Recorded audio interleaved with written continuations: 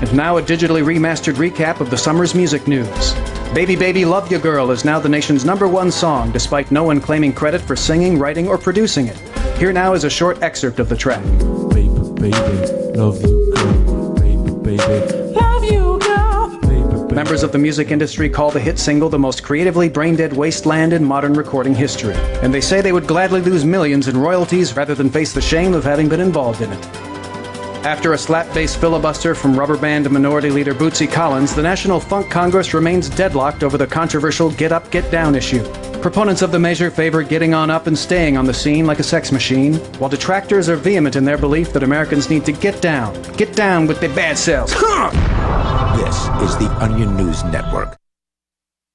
Yep, we still do email. Drop your email address in the entry box at freetalklive.com, and you'll be kept in the loop with Free Talk Live.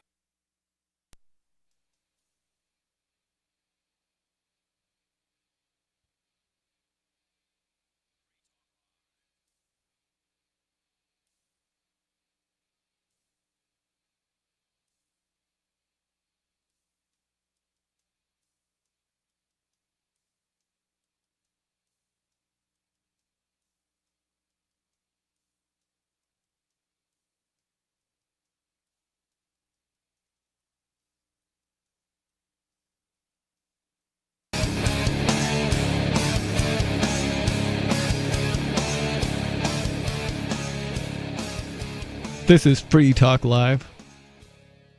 Talk radio that you control. Give us a call. The phone number here is 603-283-6160. The point of this radio program is for you to have a place to get your thoughts and ideas on the air. So give us a call. The phone lines are open and we'll be here for the next 3 hours to take your calls. In the studio tonight, you've got me, Stu. Me, Bonnie. And me, Mark Edge. And there's definitely a juicy news cycle going around for us to talk about right now. Got a new president and everything. Oh, I was wondering if that's what you had in mind, like the Trump stuff. Oh, just in general. And then Trump being, far more entertaining character than most presidents, by my opinion. And let's not forget that 2 planes in 2 days appear to have crashed in the United States, and this never happens. And I'm starting to think it's just terrorists. This is the first I've heard of this. Oh, really? I don't watch the news, though. I gotcha. I just saw it on... It's better for your mental health. Right. There was a commuter plane coming into Reagan, and for whatever reason, the military was playing military games, doing some kind of training out there in the Potomac, and probably 250 miles an hour, smack. Like I bet nobody knew anything. Young people dead everywhere. Really? Yeah. So that's 2 military planes collided? One was a commuter jet. Oh, coming in, and it had I don't know, some kids from like Iowa who were on the skating team, or maybe they were coming back from Iowa. Or you know what's something. weird? I saw this article pop up that said woman with ties to St. Louis was on the plane. Who says ties to St. Louis? That's weird. Strange thing to say. I suppose we all have ties to St. Louis. And so I was looking at the whole article to try to see if it would explain why it's saying it like that, and it just acted like that was a normal thing to say when it's not. Maybe it was an article written by a newspaper from St. Louis? I would think that would be the only reason you would care about that particular little bit of, trivia ties to St. Louis. All right, I'm going to go find the exact one. But it was like local St. Louis. It was one of the things that pop up on my Apple phone, so it's like that's where all kinds of like international news shows up. But I'll find it later. But and then the next one was near Philadelphia, and it was yesterday. So it's all very odd. I didn't come prepared with this particular story, but okay. I watched a long video of it today. Some guy who was in his car when it happened, and he stood out of his car actually, and he caught the explosion. The plane landed on the ground, only maybe 2 miles away from him or less, and he was like, "Oh my God!" I actually was saying Allah Akbar because apparently he's Muslim, but that doesn't mean yay a bomb happened. No. Apparently means God bless us, something like that. Something to that effect, yeah. And so he was saying basically, oh my God, and he was driving and he got close to things that way with his phone. It was exactly like if a bomb dropped in a city. It was crazy. I bet. There's holes in the ground and stuff. Yeah, plane crash is a big deal, especially if they're all And they- loaded up with fuel. They haven't happened in the U.S. in 16 years. Now, I mean, I don't know exactly everything about the Philadelphia one. I don't think that was a commercial situation. So the one from a few days ago in D.C. was the most recent commercial flight and happened to hit a helicopter, U.S. military helicopter. Yeah, those are certainly rare events to my memory. Twitter seems to want to blame it on DEI. It was a female pilot, is what we're hearing. Well, that's the easy thing to blame everything on right now, since they Which went one? ahead and messed everything up with Which one was DEI the, policies. what was the female pilot? The military helicopter was a female pilot, according to stuff I've read on the internet. Look, Okay. this is too soon to spit out very many facts. Yeah, of course. Yeah, you always have to wait 3 weeks to get the full information on these types of things. Yeah.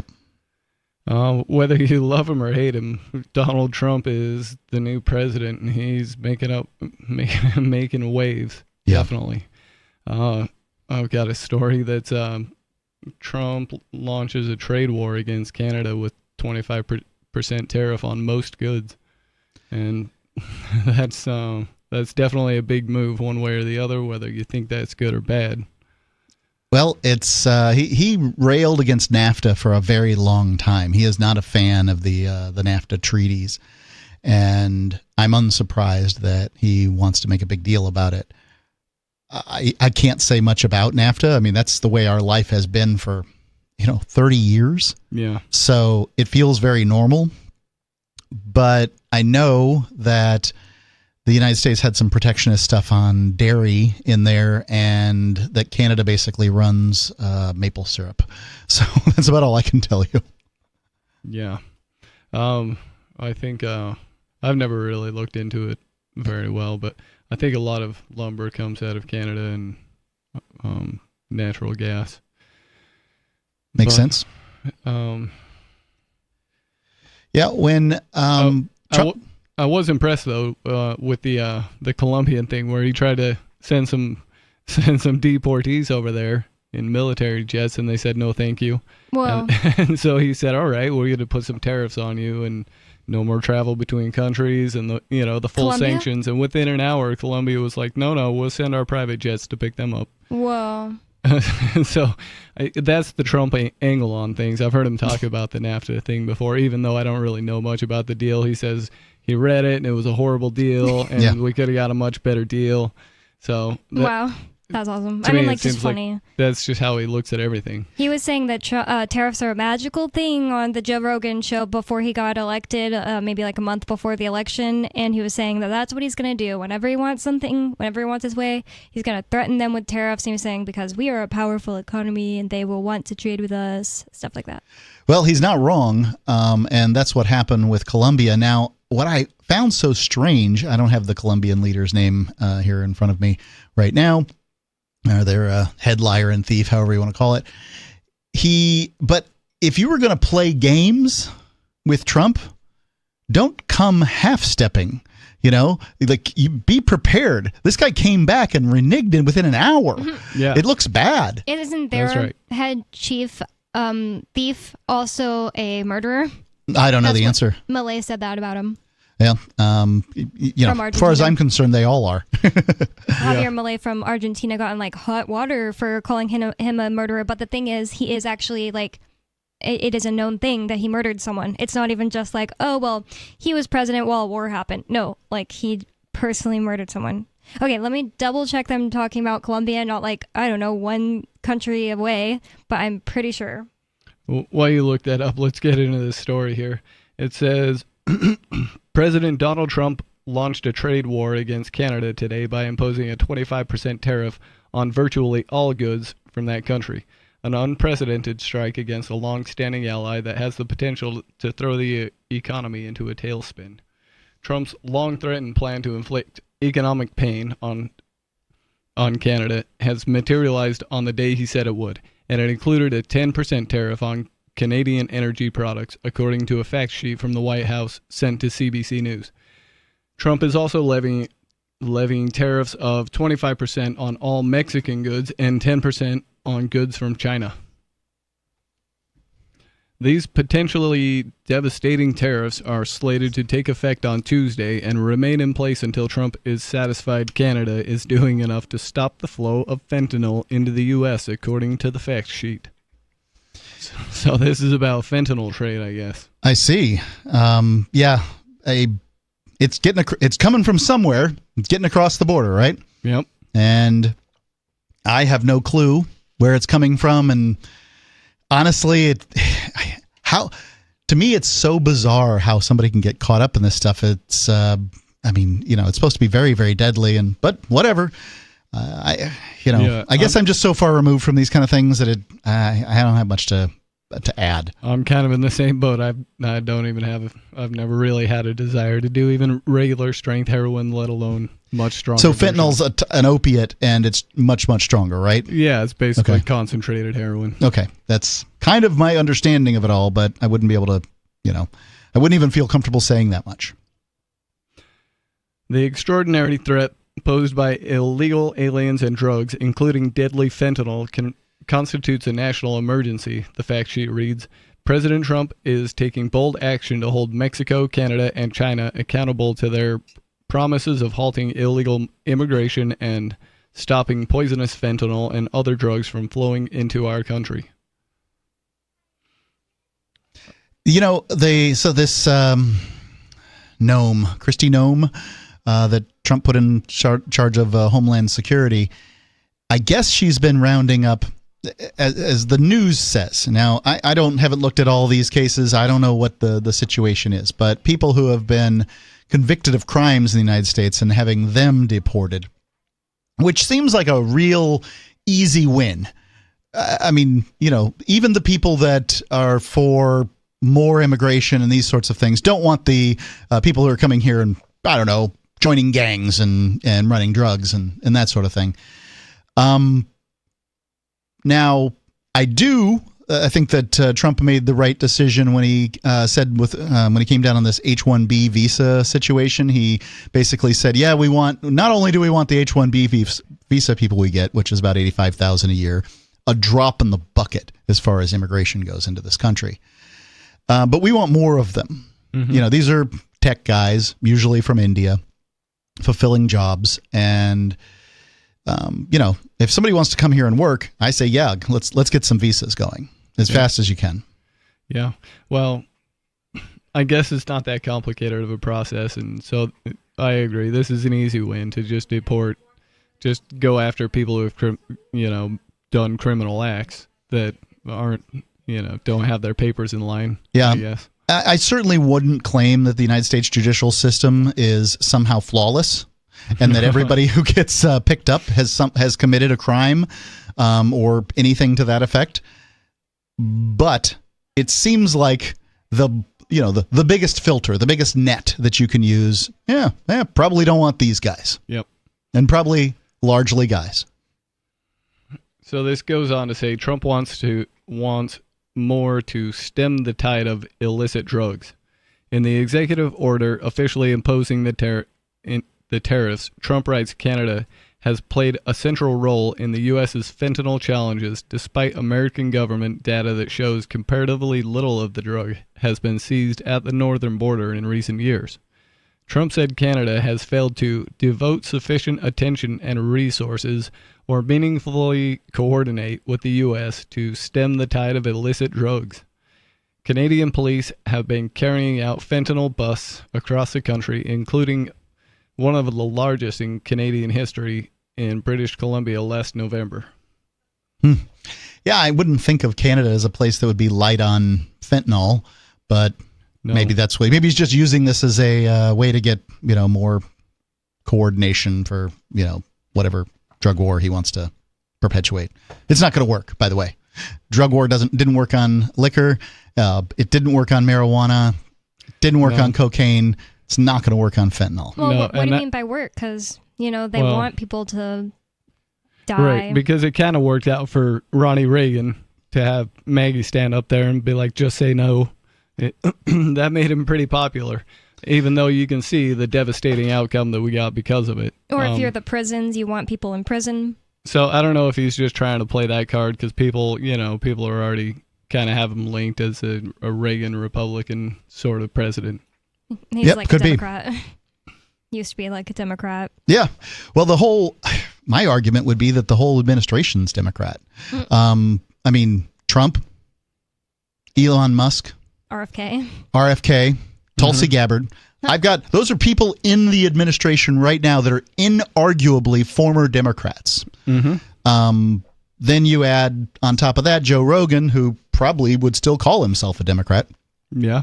But, for whatever reason, the leftists want to call Joe Rogan part of all of this scheme or whatever. So, okay, let's do that. Let's call him part of the scheme. He likes Trump, so it's kind of weird, but... What I think the left doesn't want to say is they had a rift that was as big as the Tea Party. It's just not as publicized. And we're now seeing the full fallout. They drove people out of their party, and those people into the arms of the Republican. The Republicans drove the neocons out of their party into, from what I can tell, the Democrats. The arms of the Democrats. There was this movement on social media and stuff in the last few years called, I think, Walking Away. And it was all kinds of people, especially like lesbians who are mad about like, oh, the leftists are trying to make it to where I have to date a trans girl and then I'll get canceled if or not. That's one huge thing I see. Yeah, those are the TERFs. Yeah, TERFs. It doesn't really matter who it is. There's just tons of people that were doing this hashtag walk away, I want to call it thing, from the left. And it was like, that's something like super unpopular. If you say you're leaving the left, you're going to get super targeted and attacked online. Karlin Boroshenko was one, and it's because she didn't like that she couldn't speak up against like stuff happening in public schools, I think. Stuff like that. Well, I thought one thing that was interesting was Jon Stewart. You don't get any more an icon of the left than Jon Stewart. Yeah. Stewart came out shortly after COVID went down, and he said, hey, there's some kind of COVID testing place in Wuhan, China. And they say this came out of Wuhan, China. Yeah. And I mean, then that's at that moment, Colbert basically went, shut up, shut up,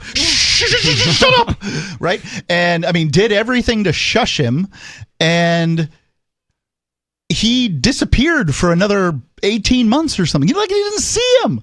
You scrub him out of history, wipe his little piggy face off the wall. Name. I actually don't know who that is. Jon Stewart is the one who did The Daily Show. Oh, yeah. Okay. I know The Daily Show. Yeah. Even those of us who don't pay attention know this guy. I mean, he is the face of the Democratic Party, and frankly, a smart guy, and, not somebody I hate. Did they get rid of him because of his Wuhan, China stuff? No, he just wasn't, basically never talked about it again. I believe that somebody sat him down, just like Pelosi sat down with Biden and said, hey, I don't know that you're entirely wrong here, but now's not the time for this. Yeah. We need to bring the nation together, masked up, staying home, with Amazon growing by leaps and bounds, with the rich getting richer and the poor staying at home and getting little checks and voting Democrat. So shut up. Yeah. Shut up, John. Yep. Jon Stewart is one of the people that proclaim themselves on the left that I could actually listen to for a long time. Yeah, he's clever. I looked up his face, so I definitely recognize it, but I just never watched any of those nightly shows, daily shows, whatever. The one that really annoys me is the guy who did all the dances with Ariana Grande, like celebrating Fauci. Of course, I forget his name. He has black hair. Is that Jimmy Kimmel? Yes. No, the other one. Oh, really? Yeah, it's the one that does the nightly show now, and I this just goes to show I go to bed at 9 generally. Most of these guys are pretty annoying, anyways. The guy that took over for Jon Stewart was no better than the rest of them. Jimmy Kimmel was just as bad. I looked up his face. Yeah, he was just as bad, but not the one I was thinking of actually. Yeah, his name's Jimmy also, I believe. Although Colbert has had some pretty funny bits. These are talented comedians. The Rush Limbaugh shtick that the left isn't funny. He got that shoved down his throat. It took him 20 years to bring some leftist comedians that are darn funny, but there are darn funny leftist comedians. James Corden. Oh wait, that's the other one that was in the thing with him. He's the fat guy. He's in that video with Ariana Grande, but then it's it was on this main guy's show. So No Lockdowns Anymore was one song they made together. Yeah, I really don't like that guy because of this, but I have to remember his name to make sure I can start saying it every time. You gotta hate on him properly. Yeah. That was really weird how all the celebrities were doing COVID ads. Sure. I mean, all the rich people were staying home, and doing little dances at home. And, same here. I stayed home too. There wasn't much to do.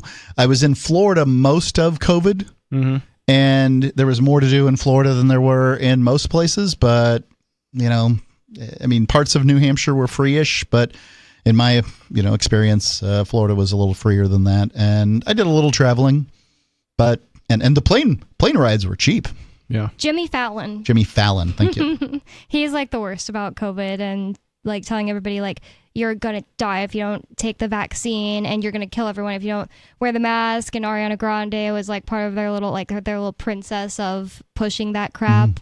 The whole "you hate grandma" crowd. Yeah, they did a song them referencing where they danced around a picture of Fauci's face and said thank you Fauci or something like that. Fauci. I think I saw that one. I almost threw up a little. Cringy. I can't believe that Biden gave Fauci a blanket pardon going back forever. That's so weird. I can't believe how much has happened. I forgot that happened. Yeah. Like, why does he need to be pardoned? Please tell me why he needs to be pardoned. Well, now that he is pardoned, he cannot use the Fifth Amendment to hide from any investigation. So we can investigate till the cows come home and ruin his little legacy, even if he is essentially he can't hide from the lawyers in the same way. What good would it have done to throw Fauci in prison? I mean, I don't think prison would have really solved the problem. The man's got to be 104, and the rest of his life in prison, who cares? You know, people are about their retribution or revenge or whatever. Right. And the man tortured beagles. So I was going to say that. I'd rather know what happened so that we can be ready for the next time. Because there will be, if you want to call the last thing a pandemic, there will be another pandemic. Yeah. There was one in 1969. There's one in 2020. There will be one in, a few years. Sure, the media loves to blow up any medical thing it can. You can't get eggs half the time at the store right now because of avian flu. Yeah. And they're putting like signs on the coolers that say Biden killed the chickens. Well, that due to avian flu, we might not have eggs right now. Yeah. Scary. I was like, oh no, it's happening again.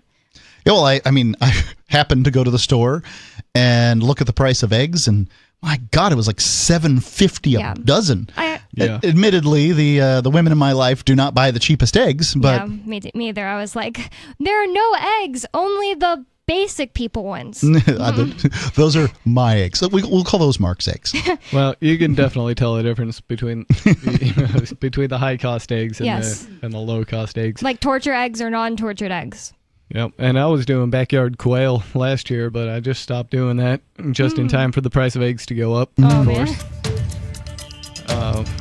I hear those are really popular and supposed to be quite tasty. They're easy to take care of. Their eggs are basically like chicken eggs with a higher yolk ratio. Oh. More coming up. This is Free Talk Live. Give us a call, 630-283-6160. Get your thoughts on the air.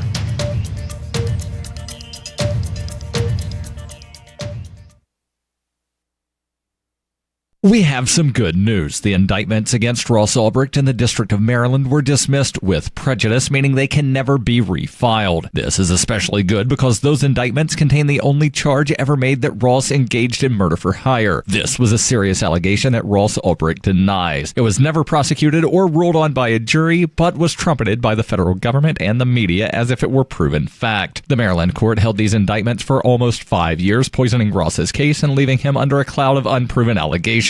As explained in Ross's appeal to the Supreme Court, the fact that the judge used these allegations to give Ross a draconian sentence of double life without parole violated his Sixth Amendment right to a jury trial. Judges are required to issue sentences based on convictions decided by a jury, not unproven allegations never even charged at trial. Although this is a positive development, the dropped indictment will not set Ross free. Now, a presidential pardon is Ross's only hope of freedom. Sign the petition at freeross.org. freeross.org.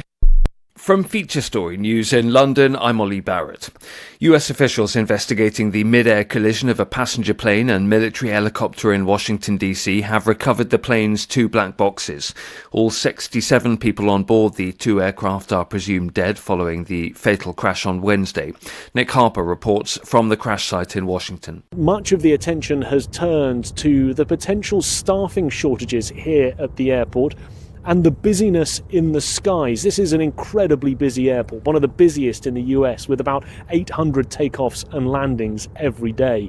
And we have heard during the course of today that there was another near collision just 24 hours before the fatal collision, where a commercial airliner coming into land had to pull up and make a return approach because a helicopter was in its flight path. And also the Federal Aviation Administration putting out an initial report saying that on the night of the crash, in the air traffic control tower, one person was essentially working 2 positions, something that the report says was not normal, but also is not uncommon. The Indian government's presenting its annual spending plans to Parliament over the coming week amid concerns about slowing growth and high inflation.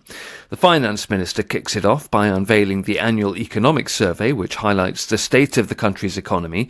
Ishan Garg reports from New Delhi. The Indian middle class is expecting a relief in personal income tax rates as savings dwindle due to inflation. The spending plan is also expected to include measures to drive growth. Analysts say spending big on infrastructure will be crucial, especially as the country's GDP growth is estimated to have slowed down to 6.4% in the 2024 to 2025 financial year as compared to 8.2% in the year before.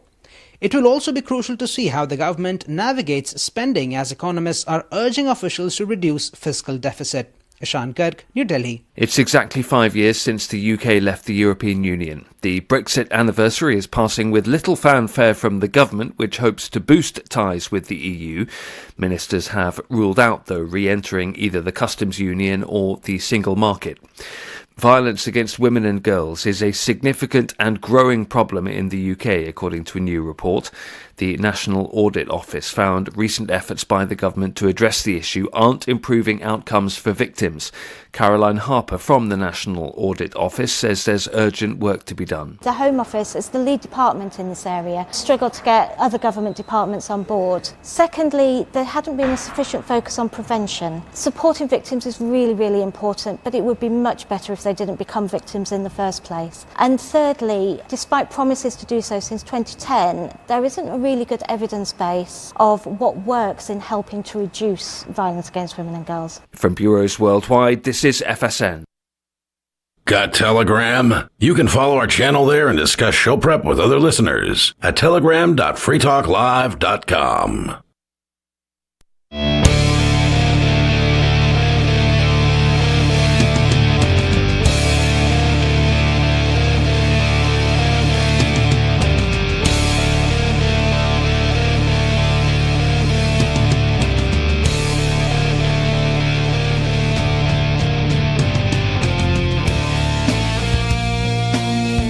This is Free Talk Live.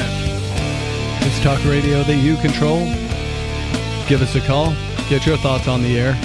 The phone number here in the studio is 603-283-6160. Some of you have wanted to support Free Talk Live's mission on a monthly basis but don't want to support Patreon.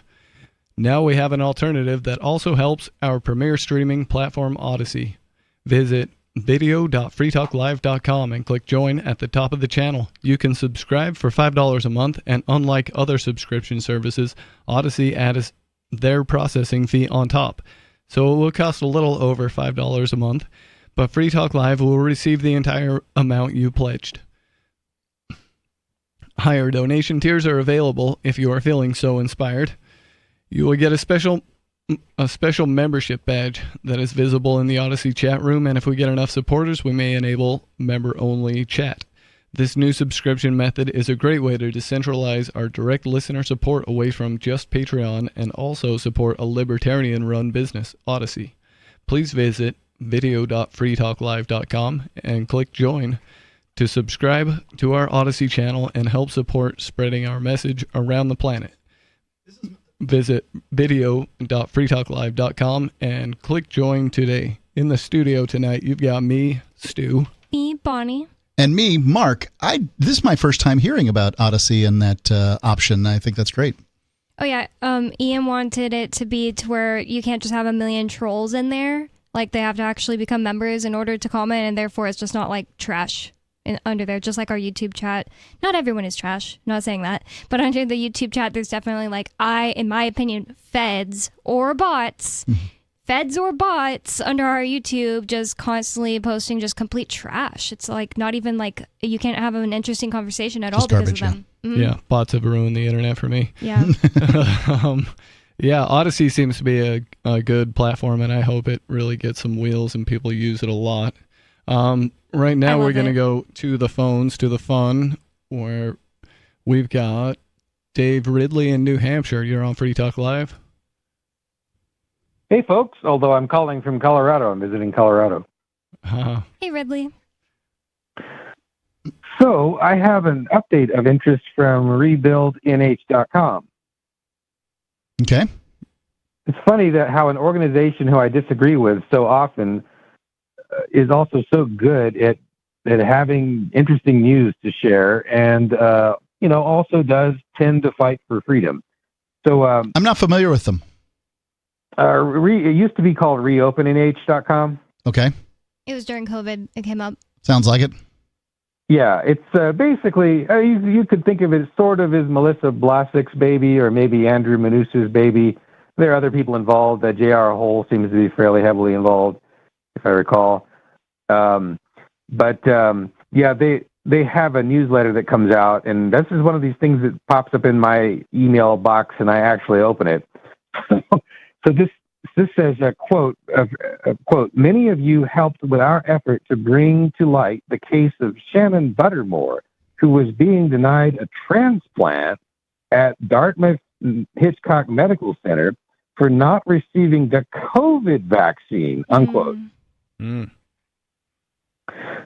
Now, they're claiming, Reopen is claiming that this is in direct violation of the New Hampshire Patient Bill of Rights, that she was denied this care, and that this denial violated the NH Patient Bill of Rights.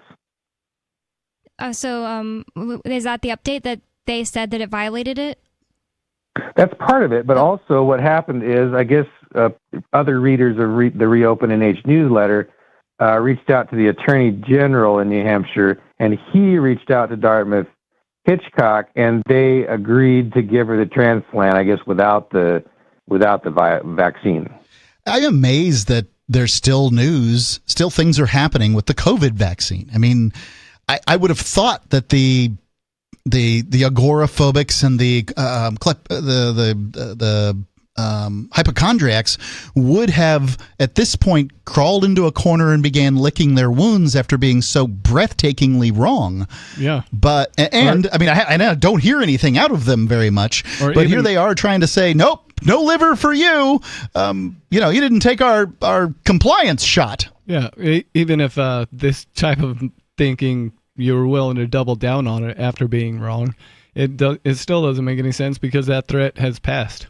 And nobody's still saying COVID's a danger. Oh, people still say it's a danger, actually. They say the long COVID, I have long COVID, this and that, and people are at the hospital right now wearing masks again. There's signs up that says it's optional, but almost all the staff is. Well, so I think that having had long COVID, I have a few things to say about this particular sort of situation.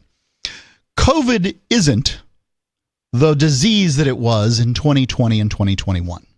It has wound down. So here, whether we don't know for sure, but there's a good chance that the government, and by that I mean China and the United States, the two big sovereigns in the world, got together and weaponized the common cold. And then either, whoops, it got out of the lab, which is very believable, or it got out of the lab, right? I don't know which it is, but I can tell you this.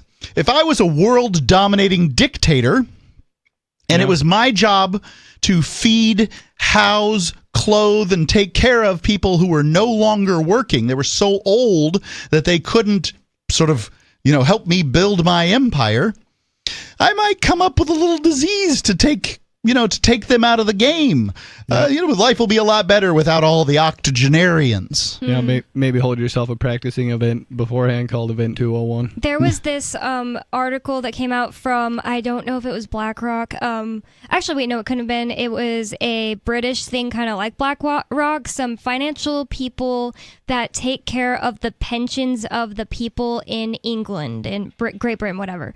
And they put out an article saying that aspirin being used in a certain way that some doctors, or maybe just a study was done on it, could cause old people to live for so much longer that it needed to be like doctors needed to not do that because their pension fund would implode. So they were saying, hey, don't make these old people live longer. You're going to make our pension system implode. Right. Can you believe that? So evil. Right. If you want to talk about you hate grandma, that's what it really is. Yeah, that's so true. I don't know that I think it's evil. This is the probable, almost certain future if you turn over government funding to, turn over funding of the medical apparatus to the government. And by the way, we're 7/8 of the way there in the United States. Essentially, if you're under the age of 25, if you're over the age of like 62 and a half, you have government-funded health care. All right? It's the people in the middle who largely do not need health care that are, and you make over a certain amount, that's not very much of the population left. Those people are forced to fund the insurance apparatus that's out there. And they don't generally need health care. So those are, of course, the ones you want paying in. But this is what's going to happen. Ladies and gentlemen, the death panels thing was the most reasonable thing to come out of the Tea Party. Yes, if there is government, if there's government-funded health care, then there will be death panels. Now, they won't call them a death panel. A death panel is this. Some people who get together and say, hey, do we want to fund, life-saving cancer research? Well, no, definitely. That costs too much. Yeah. Ultimately, everybody has to make a decision. Let's take this down to something that's a little simpler. You have a dog you love. Bonnie, you have a dog you love. His name's Coconut. Mm-hmm. Now, if Coconut needed an operation to live, you might give him that operation or you might not. But the cost of that operation is going to matter to you. Mm-hmm. You're going to say, oh, an operation for $2,000? Let's do the operation. Right. But if the operation is $200,000, you're going to probably I can get another dog. No, I'm going to do the operation. Well, you're loco. But either way. At some point, though, you probably will be priced out. Yeah, maybe. If it's a $2 billion operation. I don't think it's going to be. But yes, okay, let's just. Hypothetically. Right. Well, that's what I'm saying. Say my max is $100,000. Let's just say that. Then, yeah, $110,000 one. Then I say goodbye, Coconut, and I'll just get another dog. Like I would ever say that. It's a cruel thing to say. But the ultimate, the fact is that God is taking Coconut because that's what God is choosing to do at that time, right? Like you're trying to subvert the will of nature, and with your operation, whatever it might be, if the operation is lower cost, you'll do it, and if it's not, you won't. And that's generally how people make decisions. Also, if he's going to be oh, he'll live, but really be suffering, and he's already 15 years old, then obviously that makes a difference. It too, yeah. Yep. But we all get a certain amount of time, and you don't know how long that is. Mm-hmm. My cat died at 10 years old, and sad. So, Dave, was that all you had to the update, or do you got anything else? I really liked Mark's cat, and I still miss Senor Grouchy Pants. Miss my cat. Wait, maybe that was a different cat. But anyway, there was a little bit more here. First of all, I don't know the extent to which Dartmouth Hitchcock is private versus public, hospital. And so I think that affects the extent to which we can get angry, right? They definitely take money from the government. It was a whole conversation during. I'm pretty sure they all the hospitals are kind of lying in that fuzzy area where they're all sort of public-private partnership. It was definitely a conversation about Dartmouth Hitchcock specifically during COVID because I went to this protest out in front of Dartmouth, and they were talking about it. So yeah. And then there was the other one. The other thing is, Chris, there's a little bit more to the. This was not a complete win. So I think this is Melissa Blasick writing here on the newsletter, and she says, quote, unfortunately, okay, she's talking about the Attorney General. She says, quote, unfortunately, he did not fully enforce the law. DHMC changed their policy to remove the COVID vaccine only from their list of required vaccines, unquote.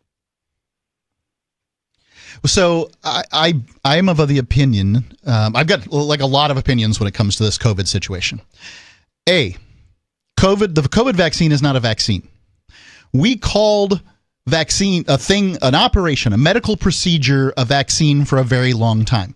COVID is something different. I like to call it experimental gene therapy. They wanted to use the term vaccine to describe it to make people feel better. Yeah. Well, they changed the definition of the word vaccine. Yeah. Right. So that it would fit. Right. So if I think vaccines are good things generally, and like the old school attenuated virus vaccines, sure. Polio vaccine. Now, I did not advocate for, and my son did not get a polio vaccine because I don't think that a white kid from rural New Hampshire who hadn't traveled outside the country needed one. Probably not going to get it. Every medical procedure has risks, and I just didn't think that there was going to be much of a risk in the Keene, New Hampshire area. So no need for the polio vaccine. Yeah. Now, that doesn't mean that I think you have to apply this. Now, if Jack and I were, he was coming with us and we're missionaries in Afghanistan, yeah, by golly, we're going to get that polio vaccine. Well, I'm personally distrustful enough of all of the vaccines since they need to shield themselves from liability. Yeah. Right. I don't like that either. To me, that's the biggest giveaway that I probably ought not trust them. Sure, I can see. Okay, I am not defending this, but I can see why the government chose to make a fund that you can go to for vaccine injuries. A fund which, by the way, has paid out a whole bunch of money. It has paid out a whole bunch of money, but you never know because it's difficult from a legal standpoint to defend. That's all I'm saying. I think people should make their own decisions when it comes to vaccines. I don't think the COVID vaccine is a vaccine. And agreed. That's basically where it comes down. I think long COVID is a thing, but I think that the COVID that got released to the wild in 2020 has been diluted through the Delta variant, the Omicron variant, and these kind of things, and become essentially the common cold again. Yeah, mutates down to something. Yeah. Basically, it's gone back down to the mean. They weaponized it. Yep. For whatever reason, they weaponized it for. Maybe it wasn't nefarious. Maybe it was, and then it devolved back down to it was. Scientist does gain of function. Nature does loss of function. That's right. Yeah. So that took me a while to understand what that meant. It meant that as it went on, they would add things to it to make it worse, and that one guy admitted to it in the Project Veritas. But were they saying gain of function, meaning they would cause it to be worse in labs and then send it out? Well, okay, I'm not an expert here. They would send it out. They said they were making it worse in labs in order to study it so that they could. So they could create a defense against it for biological warfare. We're doing it for perfectly good reasons. Okay. This isn't biological warfare. Wow. Always defensive. This makes good sense. Thanks for the call, Dave. Same people that created AIDS. Right. I don't know about it, but people have said similar stuff. Fauci. And Fauci has a connection, so there you go. Thanks, Dave.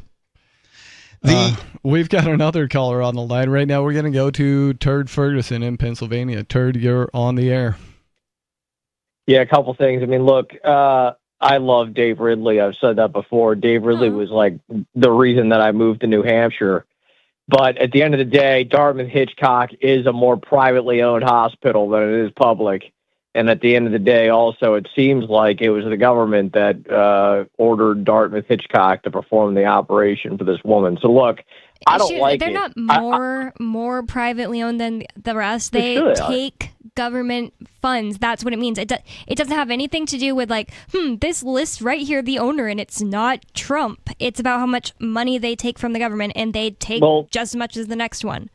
They're also a university. I didn't say. I didn't say they took more money than other hospitals. I'm just saying I at the said end of they the do. day, I'm just saying Dartmouth Hitchcock has shareholders, and they're who own the company. You called it more of a private one than other hospitals, and it's just not. No, I said it's more. No, I didn't. I said it's more privately owned than it is publicly owned. I find this a very interesting debate. So if it's private, they should be able to do what they want, and none of us should ask any questions. That's how I want it at my house, Turd. I absolutely do. I want them to leave me. It's a private house.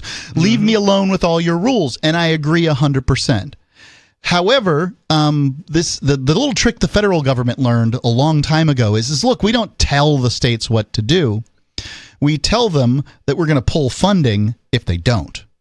And that's kind of how it went with Dartmouth, I'm sure, which is the federal government, or excuse me, the state government didn't tell them how they had to run their business. They just said, hey, there's going to be a lot of state funds that you've gotten very, very used to that you're not going to get anymore. And this is the, dirty little system that libertarians don't exactly know what to do with. I don't disagree with you, Turd. I just think it's complex. It's kind of like, is Facebook the press or not? Well, whenever there's somebody getting 100% of their money from the government or 50% of their money from the government, I think it is messed up when they can do that and go and buy a Lambo, don't you? So you kind of feel that you get a bit of a say. It's like, oh, you get 50% of your money from the government because you've convinced them that you're sick or something. And you're using it on, beer and stuff. Everybody talks about that. Like, oh, they shouldn't be able to spend, food stamps on beer and soda and all this stuff. Like, imagine if they're doing something 10 times worse, like using that money to do something that really harms people. I feel like a lot more people start to say, wait a second, they're using our tax dollars to do that. Here's what I think. I think as libertarians, we should be able to have opinions on any variety of topics. I should be able to have an opinion on how Bonnie wears her hair. Now, I probably should keep my mouth shut, but I can have an opinion. And so I can have an opinion on any given topic. The point is that once you are in this fully woven, integrated system where everything's quasi-governmental, then, should my opinion be backed up by the power of the government? Well, no, my opinion should never be backed by the power of the government. But the government should have never given power to these people in the first place. Dartmouth Hitchcock Keene is basically the only place you can go to the hospital in New Hampshire, and that is in part because they take, the government has picked the winners in all of this, and they tell us which the good medicine and which the bad medicine is and all that sort of thing. Yeah, if you don't believe that, go ahead and try to start a hospital in your area and find out what all of that involves. Yeah. And you'll be better off at the veterinary clinic. Trust me, I'm aware about the monopoly that Dartmouth Hitchcock has on the New Hampshire medical system. And look, when I lived in Manchester, I really couldn't even find like a family medicine practitioner. I had to go to Dartmouth Hitchcock just to visit a standard physician. You know what I mean? So I get it and I understand. Look, I'm not saying you're wrong either. I'm just saying my point was it tends to be this sort of situation that makes libertarians very uncomfortable in my experience talking about. So that was my point. And right. I'm not really uncomfortable. I feel like they take lots of money from the government. It's the same thing with universities, like their university. All right. Well, by the way, Lamborghinis are awesome cars, too. And I'm hoping once I get this job at Sony Music or at UMG, I'll be driving one of those. What kind do you like? Homeless people should not be held back from having Lambos. Why would they be held back? Wait. No, I think they can go down and buy one. The government should be able to fund every homeless person a Lambo. Oh, I see what you're saying. Well, what kind of Lambo do you like? I like the Hurricanes, and I like the bright color one. I want an orange Huracan. That's what I want. Did you say orange instead of orange? Yeah, orange. Yeah, and I don't rhyme that with anything. I want the sunset orange ones. You know what I mean? Like the not ugly orange kind. I want the more sunset tans. Do you have us playing on a radio in the background? No, I've got you on speakerphone though. Oh, Thank that's you. probably it. That's probably better. Okay, I was making sure that wasn't us or something. Have you ever driven a high-end sports car like this? I haven't driven a Lambo. Now, I don't know how many people would trust me behind the wheel of their Lambo, but I'm a pretty good driver. I haven't been in an accident, I think, in like 15 years. So it's quite true. a different, Everybody does think that. Quite a different machine from what I understand. It's like everybody thinks they're above average intelligence too, you know? Thanks for the call, Turd. That's it. You know, these NGOs, these, you know, semi-governmental, semi-private things, it seems to me that that's how the really bad parts of government get all of their actions facilitated. And for that reason, I'm fully against pretty much every single one of them. You mean like when they're like partially private, partially public, that's where they get the really bad things facilitated? Yeah. Yeah. I totally agree. Yep. And, you know, like pharma companies are a huge thing. It's the sad truth, but it's just kind of the way it is now. I mean, this is the reason that I abandoned anything in the United States ever being libertarian and the Free State Project. Now, I think the Free State Project is going to result in, or the great libertarian migration to New Hampshire is going to result in New Hampshire being as free as a state can be, a U.S. state. But I don't think it's going to be some kind of libertarian paradise. And I think the only way we're going to get that is through special economic zones. I have a lot to say about this topic tonight if we want to get into New Hampshire specific news, because there's a thing called LPNH, the Libertarian Party of New Hampshire. Yes. And they're extremely divisive on Twitter, and it's made national news, so maybe any listener It's listening... an exciting account to follow.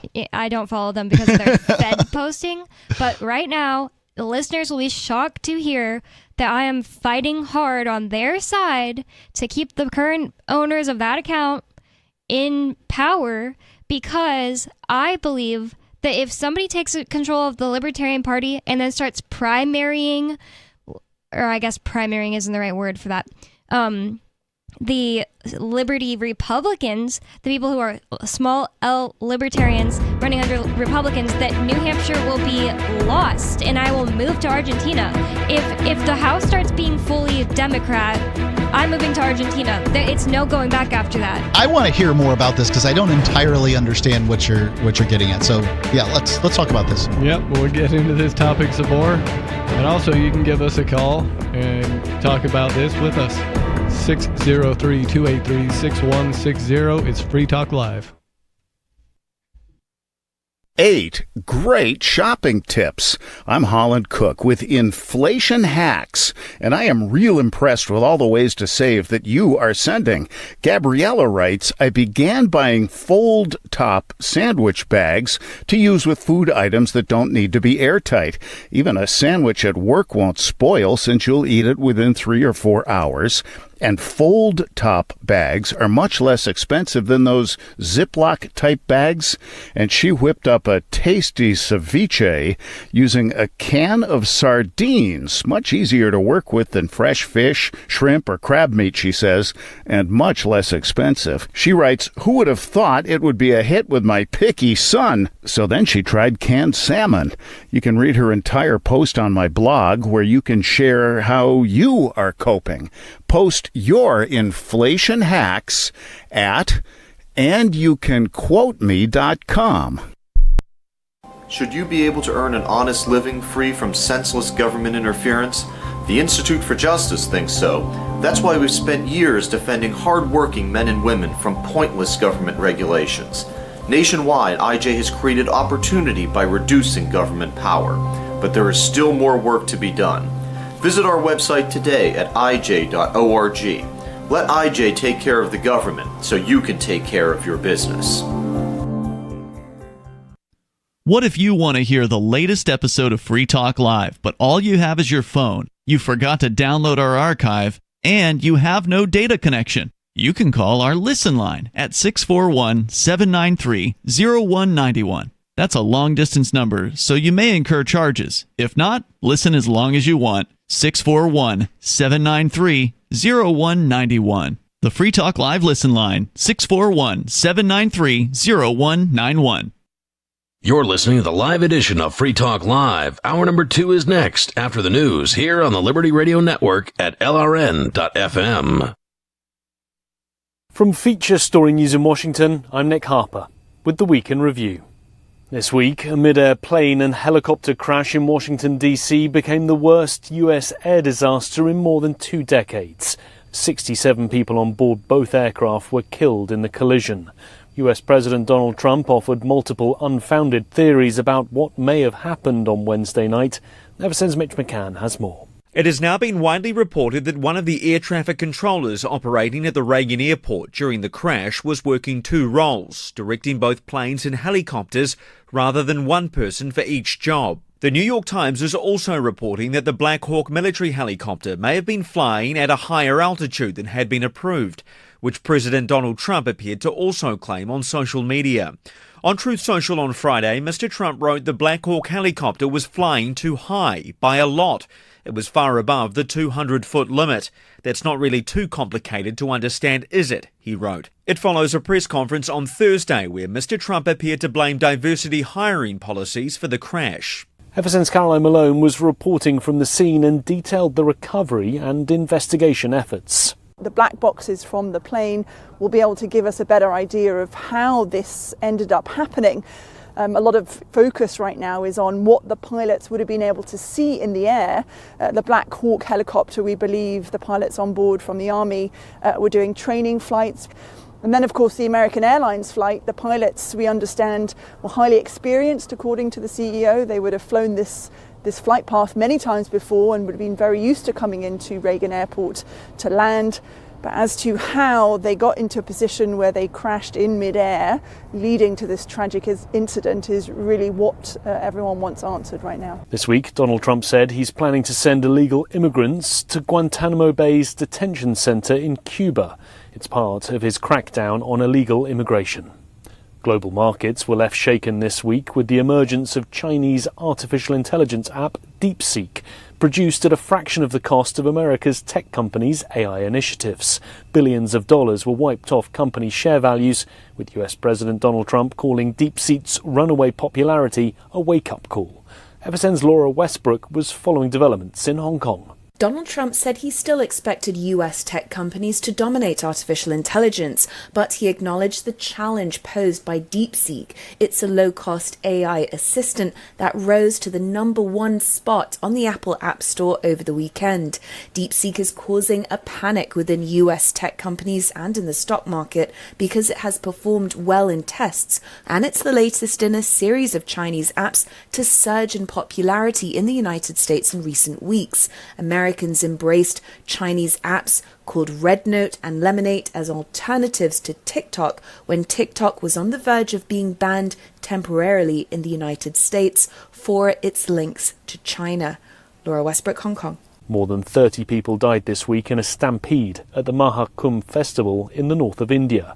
The once every 12-year festival usually sees around 400 million people attend. From bureaus worldwide, this is FSN. With FSN Spotlight, I'm Simon Marks. Today, the reaction of an aviation professional to Donald Trump's suggestion that hiring practices focused on diversity, equity and inclusivity at the US Federal Aviation Administration may have contributed to air traffic control errors that may have contributed to the fatal air accident in Washington on Wednesday night. The president was speaking even as the recovery operation was still underway and before the investigation into the mid-air collision had begun. Terry Towser is a former airline pilot and author of the book Confessions of an Airline Pilot, Why Planes Crash. Does he think DEI is part of the problem? It's just not only disgustingly inappropriate, but I mean, it is stupid. I'm sure that the poor air traffic controller in this case is going to get hung out to dry, and it will be very interesting to see whether or not he was really working more than one position, because you can tell from the air traffic tape this is very, very busy. And I did notice that his conversation with the helicopter was very clipped and brief. So it might well come down to hiring. As in not hiring enough air traffic controllers rather than hiring too many based around DEI policies. The head of America's National Transportation Safety Board pleaded on Wednesday for lawmakers, the media and the public to give the investigation the time that it needs. She was speaking just 2 hours after the president insisted he wants it all over quickly. With FSN Spotlight, I'm Simon Marks. And that was the Week in Review. That's Feature Story News. Nick Harper reporting. Regarded by many as one of the fastest rising online personalities today, social media rock star Ryan Wasserman has 250,000 loyal Twitter followers and earns $28,000 a year at his job as an administrative assistant. The Onion spoke to the online luminary at KPL Insurance, where he works from 9 a.m. to 5 p.m. and makes roughly $13 an hour. I'm just trying to bring my unique perspective to everybody. That's what my followers expect, and I like to think I deliver. Wasserman, who currently has $900 in his checking account, regularly engages in conversations with high-profile celebrities and takes the bus to work from the 2-bedroom apartment he shares with a 23-year-old he met on Craigslist. Actually, I just started a Tumblr because sometimes 140 characters just doesn't cut it. I just had a Google Glass tweet that Questlove retweeted again. KPL, this is Ryan. Yeah, I'm sorry, I totally forgot. This is the Onion News Network. Our Matrix server is about as free as internet chat can be. Join the existing rooms or create your own at chat.freetalklive.com.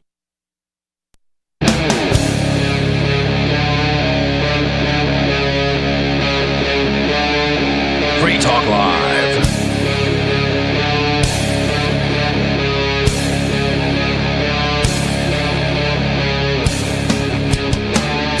This is Free Talk Live. This is talk radio that you control. And I'd like to thank Joe for being an amplifier with us here at Free Talk Live. That means that Joe went to amps.freetalklive.com and signed up to support the show. AMPS stands for Advertise, Market, Promote, and Support.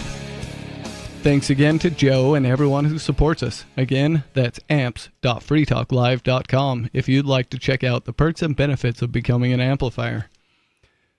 In the studio tonight, you've got me, Stu. Me, Bonnie. And me, Mark Edge. And we're going to go right to the phones, to the fun, where we've got the Real McCoy. Real McCoy, you're on the air. Yeah. I just wanted to chime in to let you guys know that there was a video, couple of videos, that Altcoin Daily just dropped. He has 1.5 million subscribers with an interview with Roger Ver. And what channel did you say this was? Altcoin Daily. Altcoin Daily. Okay. Mm-hmm. And they basically had a half-hour interview discussing the lawfare that the Biden administration went after him and trying to extradite him back to America.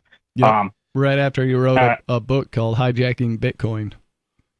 Yep. Yeah, it was a remarkably convenient bit of timing there. Yeah. He releases this history of Bitcoin, and then about 2 weeks, within 2 weeks, he's arrested in Spain.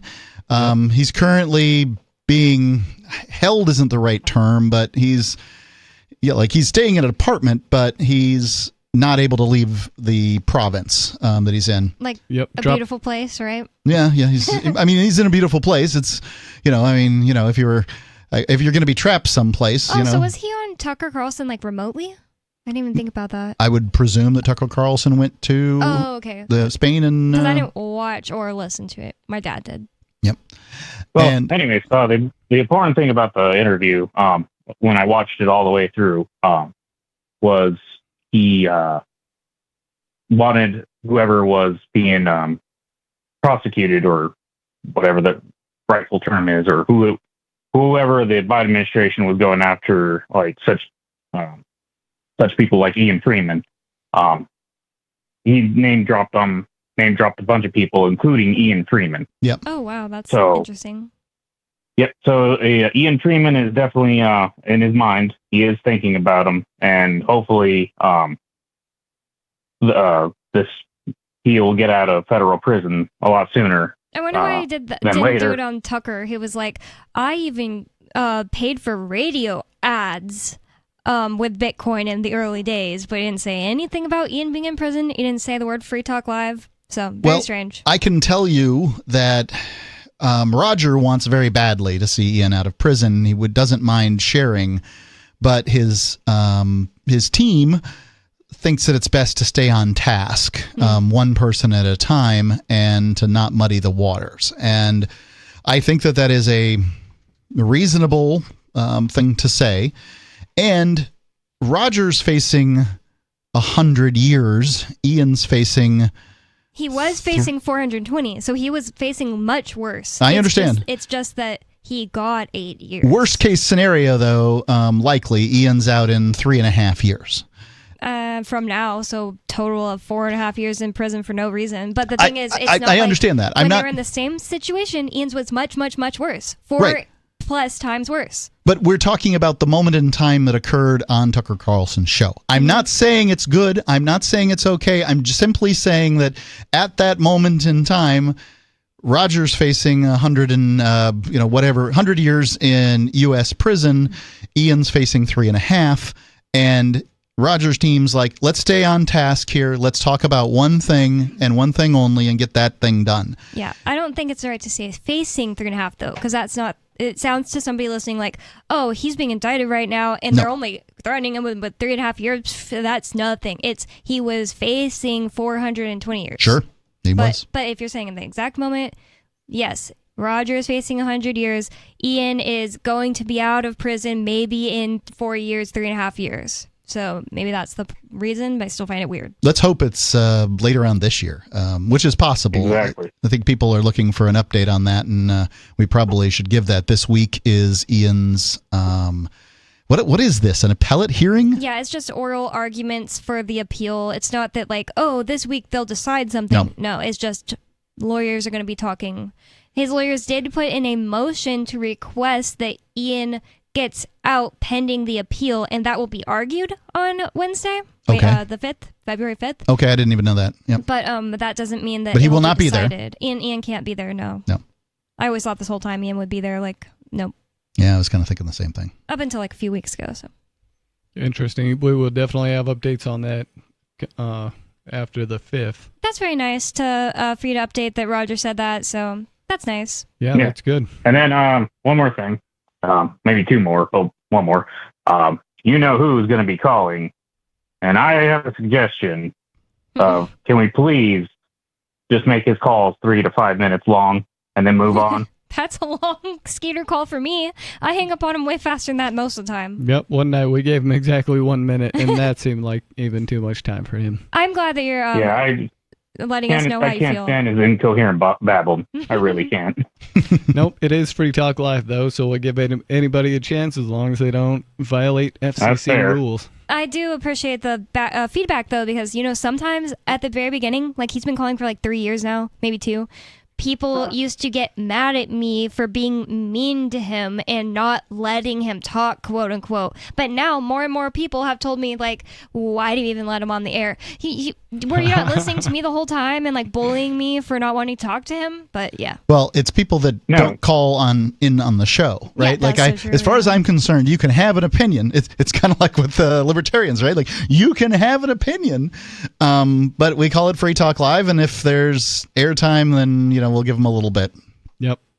I get it, but just maybe that one rule being incorporated would be nice. Just saying. Yeah, it's bad radio. That's what I've been saying since the beginning. That's why, like, the only call I've ever talked to him for a long time was one with a show with only me and Stu on, and we got to the bottom of his emotional issues and found out that Skeeter believes that he is not worthy of love. He said that. Well, there you go. I think he is. I told him I think he is too. Mark. Yes, sir. Yes. Check out a website called libertytools.io. What's that for? It's think of it as a libertarian Swiss Army knife resource webpage. Very good. Say it again. libertytools.io. Okay. In the address box. Yeah. Thank you. All right. Thanks for the call. Speaking of Skeeter calls, I wonder if that's who we've got on the line here. This is an unscreened anonymous caller. You're on the air. What's on your mind?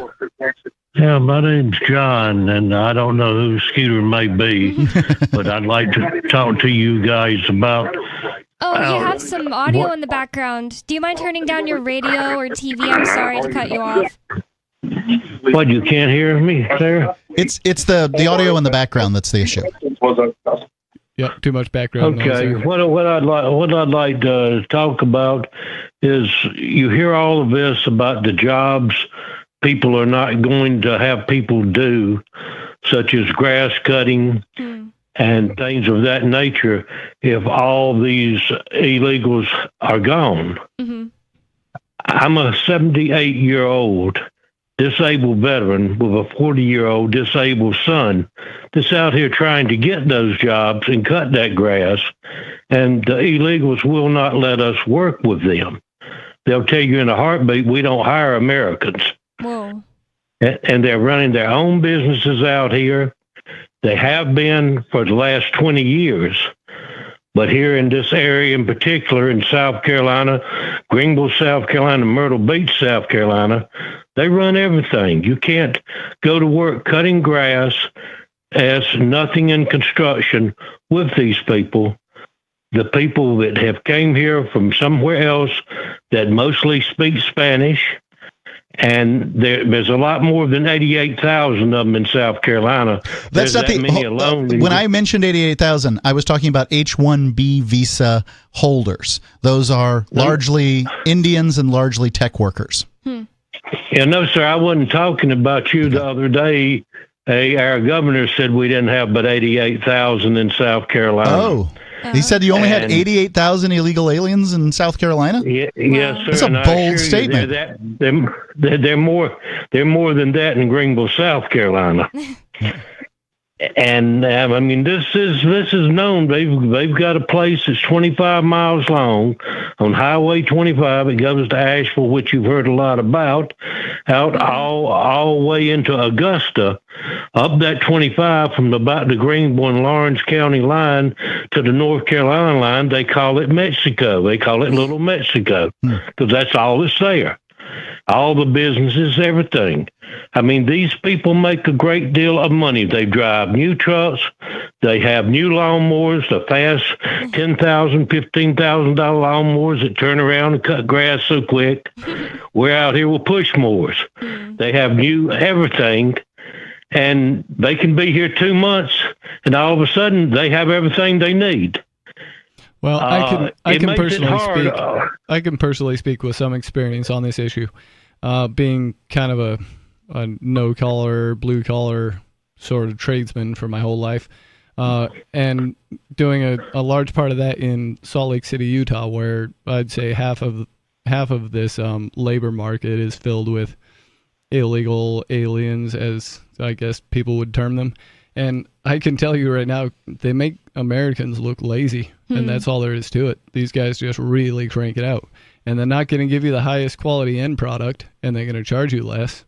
And so there's still a spot in the market for a guy who's willing to take a little more time, charge a little more, and come out with a really high quality finished product, as opposed to the cookie cutter, slap them out in a day kind of stuff you get. Well, I lived in a house. It's true. You can't beat them for speed. You cannot beat the Hispanics for speed. You can, and that's pretty much.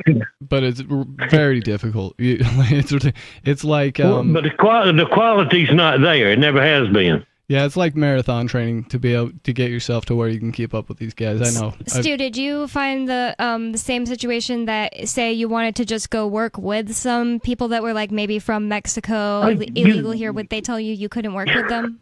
No, I did work with a siding company that would hire both, legal local white guys and. Oh, was it owned by white guys? Yeah. Oh, okay. But they employed a lot of Mexicans that were, some of them probably had green cards and some of them probably didn't, but Like all the crew leaders would have a green card, and then anybody under them maybe not. Yeah. And I'm telling you, these guys would work 3 times faster than any of the white guy crews. Well, and it's not that they make less money. In some cases, they make more money by far. Or what it is, it's just like what I'm told me, we don't sue. So if someone gets hurt, they're not going to be suing, so the company loves that. Yeah, I guess that's true. Oh, yeah, I had an ex that was an illegal alien in San Antonio, and he worked more than anybody I've ever met. I don't even know if there's like such a contest between him and Ian as far as like just doing all day. But one thing is that he was really like kind of taken advantage in a bad way from other like Mexicans, but like that had green cards in the United States. He was a chef and worked in like a cook in well, he's also a chef in Mexico, but then he came here and he's a cook. And they would have him doing so many hours to where his feet literally like hurt from standing, and tell him like, you can't go to the government, so like you got to keep working. It sounds like a made up silly thing, but it absolutely was happening. And it's not like I necessarily feel 100% like sad, poor, illegally traveled here Mexicans, or poor, sad, like white people, because they just don't want to do the same jobs. It seems like a lot of them. I'm not saying everyone, obviously it's not true, because Stu's here and he does jobs like that. But one thing is that young people seem to not think they need jobs anymore.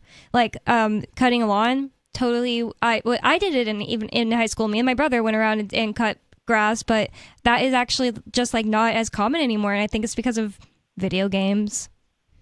Yeah, probably. Well, you have a good point, but some of us are out here trying to do it just to eat. And I mean that literally. Yeah. And we can't get the jobs because these people, they pull in them with the trucks, they're there and they're gone.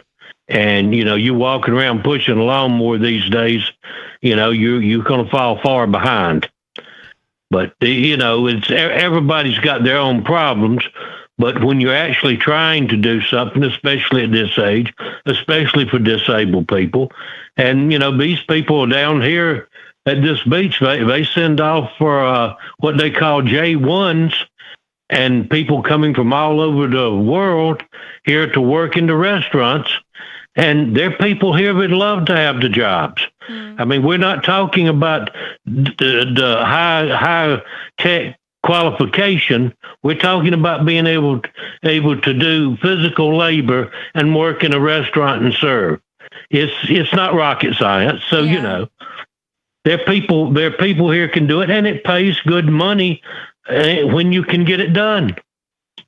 So I'm or, kind of at least where you can eat. Yeah, I see where you're coming from on this, and I can't blame competition in a marketplace exactly until you go skewing the natural incentives that wouldn't exist without, government messing everything up. This is the difficulty, is when, under any circumstance, we're going to have people who are here illegally, whatever you want to call those folks, undocumented workers or illegals or whatever.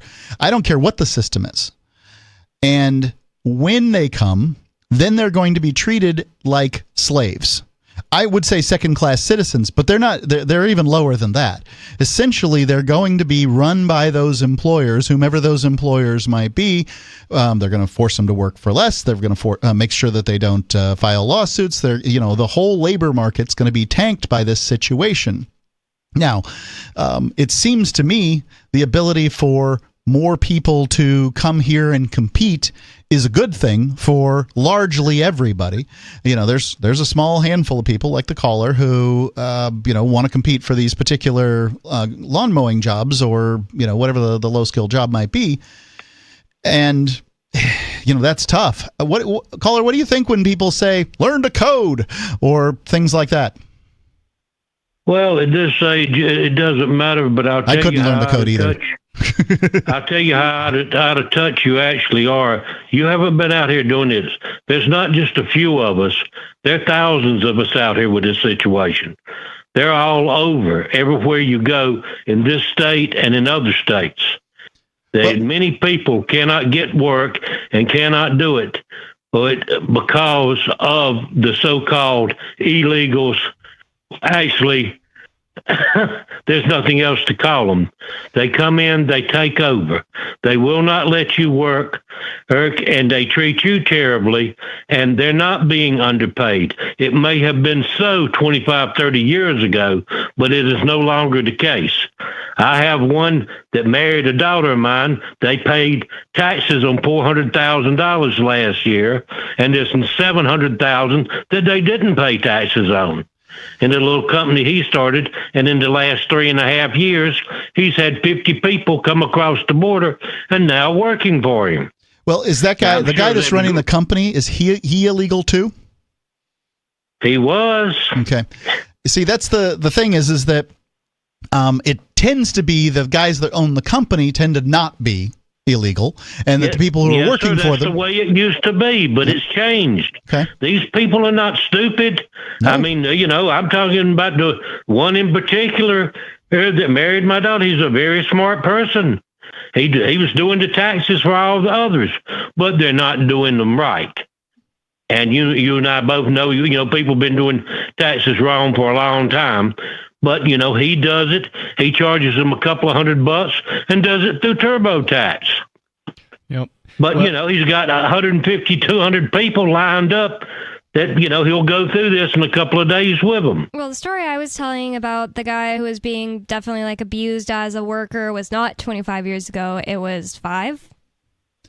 And I can tell you this, as a person in Sarasota, Florida, I've had multiple people come to my house asking to mow the grass, and from what I can tell, not a single one of them have been people without papers. Most of them just appear to be Americans, and then crews of people who are Hispanic, but their English is impeccable. Right. How would you consider moving to a different state for a job if the labor market is just kind of tanked where you are? It's long since been tanked, but like I said, again, you have to realize how out of touch we're with it. You can't afford to move. You can't afford the grocery stores. I mean this literally. So the only way I can think of for you to get out of this situation, John, is for you and your... I can die. For you and your buddies to... the only good way out, I would say then, is for you and your buddies that need some work to get together and you can either petition the work base, meaning anybody who's going to hire this type of work, and inform them about the situation and what they're doing to the labor market, and just ask them if they'll use your company instead. And the customers, tell them what's happening. And if that doesn't work, it's, unfortunately, time to innovate and, as they say, learn to code. Right. Which doesn't mean learn to code computers. It means find another route. Trump's is going to deport 10 million illegal aliens like he built a wall. Oh. Right? Right. It's just it can't be done. 10 million would be quite the feat. Yeah. There's 300 million people in the United States. There might be 30 million illegal immigrants, and when it comes down to it, you might get I hope we get rid of people who break the law. You had to break the law to come in illegally. Yeah, I know. That's a violation level. That's like getting a speeding ticket. Yeah, I would never blame somebody for breaking that law. Well, believe one thing. They have no qualms about breaking any law as long as they can get away with it. Well, you're talking That's about... That's generally how people are, isn't it? You're kind of collectivizing a lot of individuals there. And I'm sure that you could find at least one individual in that group that would not be interested in creating actual victims. Yeah. Well, here's where we're at. That's all the time we have for this call. Thanks, John, for the call tonight. You can call in, get your thoughts on the air, 603-283-6160. I moved to New Hampshire with $300 that I borrowed from my parents. That I paid them back later. That's right. You got to find a way sometimes. It's not easy, but you still have to. This is Free Talk Live.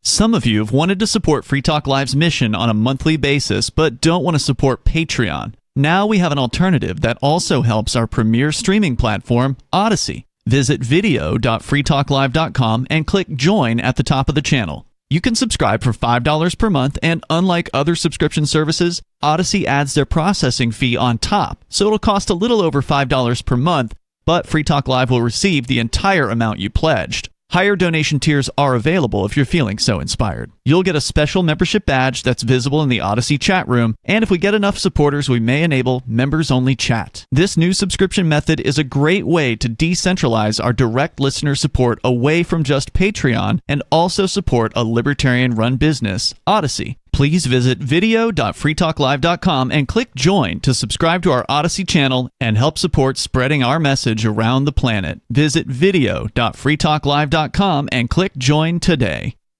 From Feature Story News in London, I'm Ollie Barrett. US officials investigating the mid-air collision of a passenger plane and military helicopter in Washington, D.C. have recovered the plane's 2 black boxes. All 67 people on board the 2 aircraft are presumed dead following the fatal crash on Wednesday.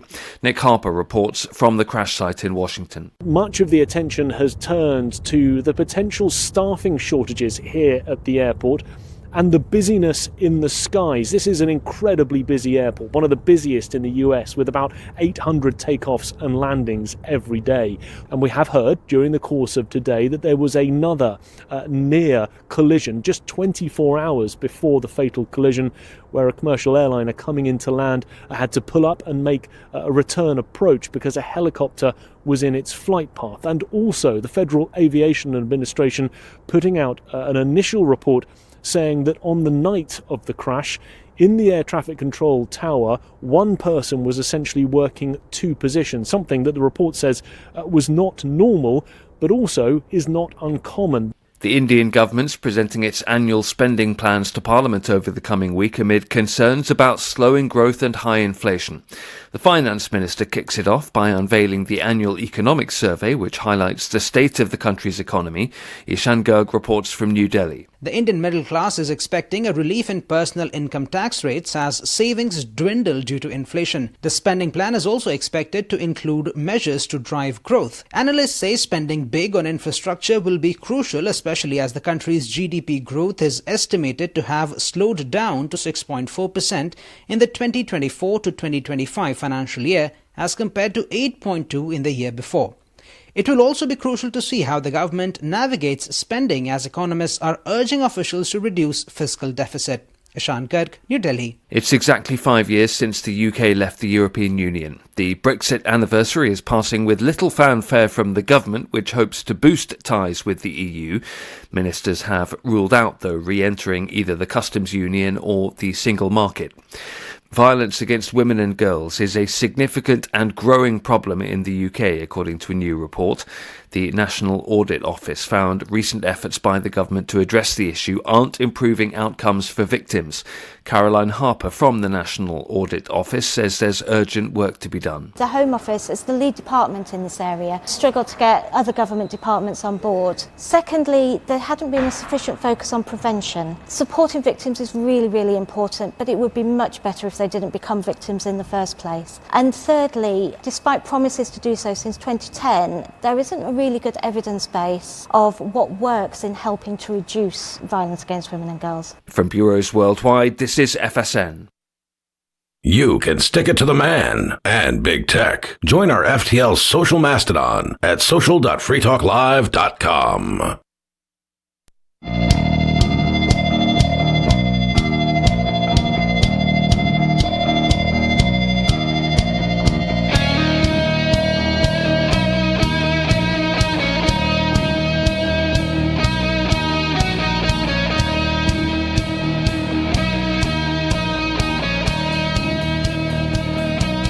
Free Talk Live. Give us a call. Get your thoughts on the air. The phone number here in the studio is 603-283-6160. And it's officially unofficial. We've been podcasting since podcasts began, but we've launched a new podcast anyway. Our new podcast is 35 to 45-minute show releasing once a week, and you can find it at freetalkcast.com. It's brought to you by the same people who bring you Free Talk Live, and we'd love for you to check it out. The existing radio archive isn't going anywhere. This is just a new show designed from the start to be a podcast, so check it out at freetalkcast.com. LibertyRadio.com. In the studio tonight, it's me, Stu. Me, Bonnie. And me, Mark. And we sound like cave people. Me, Mark. Me, Bonnie. Me, Stu. We're going to go immediately to the phones and to the fun. We got Tim in Florida. You're on the air. What's on your mind? Yes, I actually called about something else, but I just want to respond to the last caller. He's got to undercut their bid. That's his best option and his fastest way to make money to get out of the location that he wants to get out of. And then the second point would be that if we get rid of taxes and welfare, I could say immigration restrictions, but I've got some caveats with that. You get rid of taxes and welfare, all this becomes a moot point. It seems regarding... Go ahead. I just want to comment on the first thing you said. It seems that like it would be near impossible for this man to undercut the bids of people with like the fancy mowers, like you said, and with the trucks they're driving around while he's walking. I honestly think that the answer has to be for him to change his, like, in a different lane, like stop. And it seems like it sucks. It's like he doesn't want to lay down and die, sort of. Like I don't want him to either. Yeah, I know. But I'm just saying, if I was him and I wanted to thrive in life, I would choose a different career path at that point. Maybe sell off your tools that you have and do something else. Because it seems, if everything he's saying is 100% true, how could he undercut their bids? They can do things in like 30 minutes that he can do in 2 hours. He can undercut their bids. The question is he willing to work for the low wage that would come down to and do it with a push mower, because they can go a lot faster with one of those high-powered zero turns and all that. Yeah, and I would guess he's taking a government disability check, and so to work for very little is not going to be attractive to him. Yeah, that's a good point, because he said he's retired. Yeah, he's looking probably for under the table work, and I support the under the table market. Anybody who does that, thank you for your service. If that's the case, if he's already taking, and I'm not saying that it is, I don't know, but if he is already taking a disability, which it may sound like, then he could actually do under the table work and supplement and easily be able to undercut them because of his subsidy. No, I think that actually, as Stu said, I think that it's going to work the other way around. It's going to look less, it's going to be less enticing to work for something. We're talking like it's got to be, people are already doing these jobs that are like the lowest paying jobs, but getting rich off doing it a whole bunch of houses in a row, you know what I mean? And then paying their workers insanely low. I feel like this person, how could he be used to doing a job for like what a teenager would make, 20 years ago? Do you see what I'm saying? I think it's like the but attitude, and it's not going to change. Also, as you get older, your wages actually tend to go down to more like a teenager. So, like my best friend is 88 years old, and he would be happy as a clam to, get like $8 an hour, just to go out and have something to do. He just physically can't do it.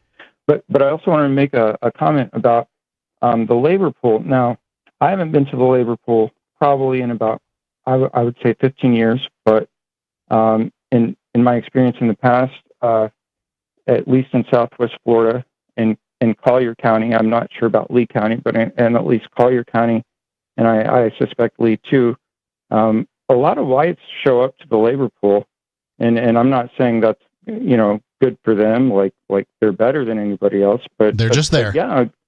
Yeah, and it's so I've been on jobs where there have been Hispanics and whites, and I was on one particular job where I was digging a ditch, and I was the only white guy there, but I was young. I was like 19, so I had all this energy, I was going real fast. So maybe that's the exception, but it wasn't like a bunch of Cubans. It was a bunch of Mexicans, and they were hard workers for sure, but they were looking at me. They're like, dude, you need to slow down because you're not going to be able to keep up that stamina, was what they're trying to tell me. Mm-hmm. So like the speed thing, I disagree on a little bit.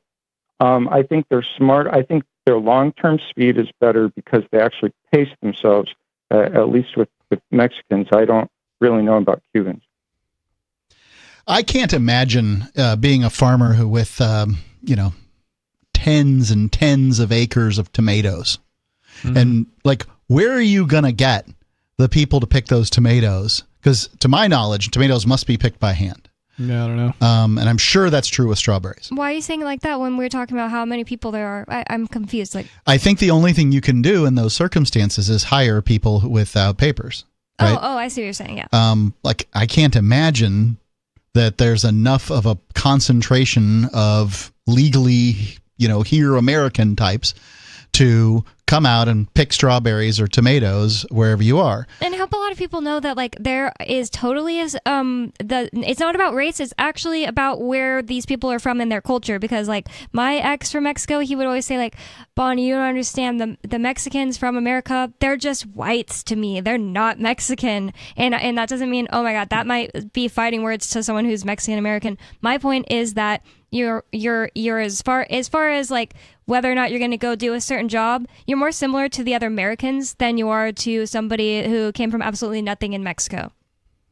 So it's not about race. And by the way, Mexico is getting mentioned a lot here. Mexico's changed a great deal in the last 20 years. That's just what I have the most experience with. Sure. I don't know any Cubans, actually. Cubans, all they have to do is set foot on U.S. soil, and then they're in pretty good shape and don't commit a felony. Good advice for anybody coming to this country. It's mostly Central Americans these days. My only impression of Cubans in general, and it's a cultural thing, not a racial thing. Cubans are very fast paced. They talk very quickly. Generally speaking, I mean, there's always exceptions. I actually knew a very slow speaking Cuban, but he would pace back and forth too. So I think he was probably on a lot of Ritalin. But as far as the migrant workers, now again, all of my experience with people's doing this is from 20-25 years ago. So I don't know what's going on now. But at the time here in Southwest Florida, I knew a couple that was very overweight from Ohio, doing migrant work, and they were completely, natural born citizens, but they just went across the country doing migrant work. Yeah. And I don't know that they outperformed anyone. I don't think they did. They just did it. Yeah. Yep. Interesting story. Yep. Interesting story. Thanks for the call, Tim. We're going to go to another caller, unscreened caller from Philadelphia, Pennsylvania. You're on the air. What's on your mind? You know what my mom told me? She said... She probably told you a lot of things that you didn't listen to. The meaner a girl is to you, the more she likes you. That's dumb.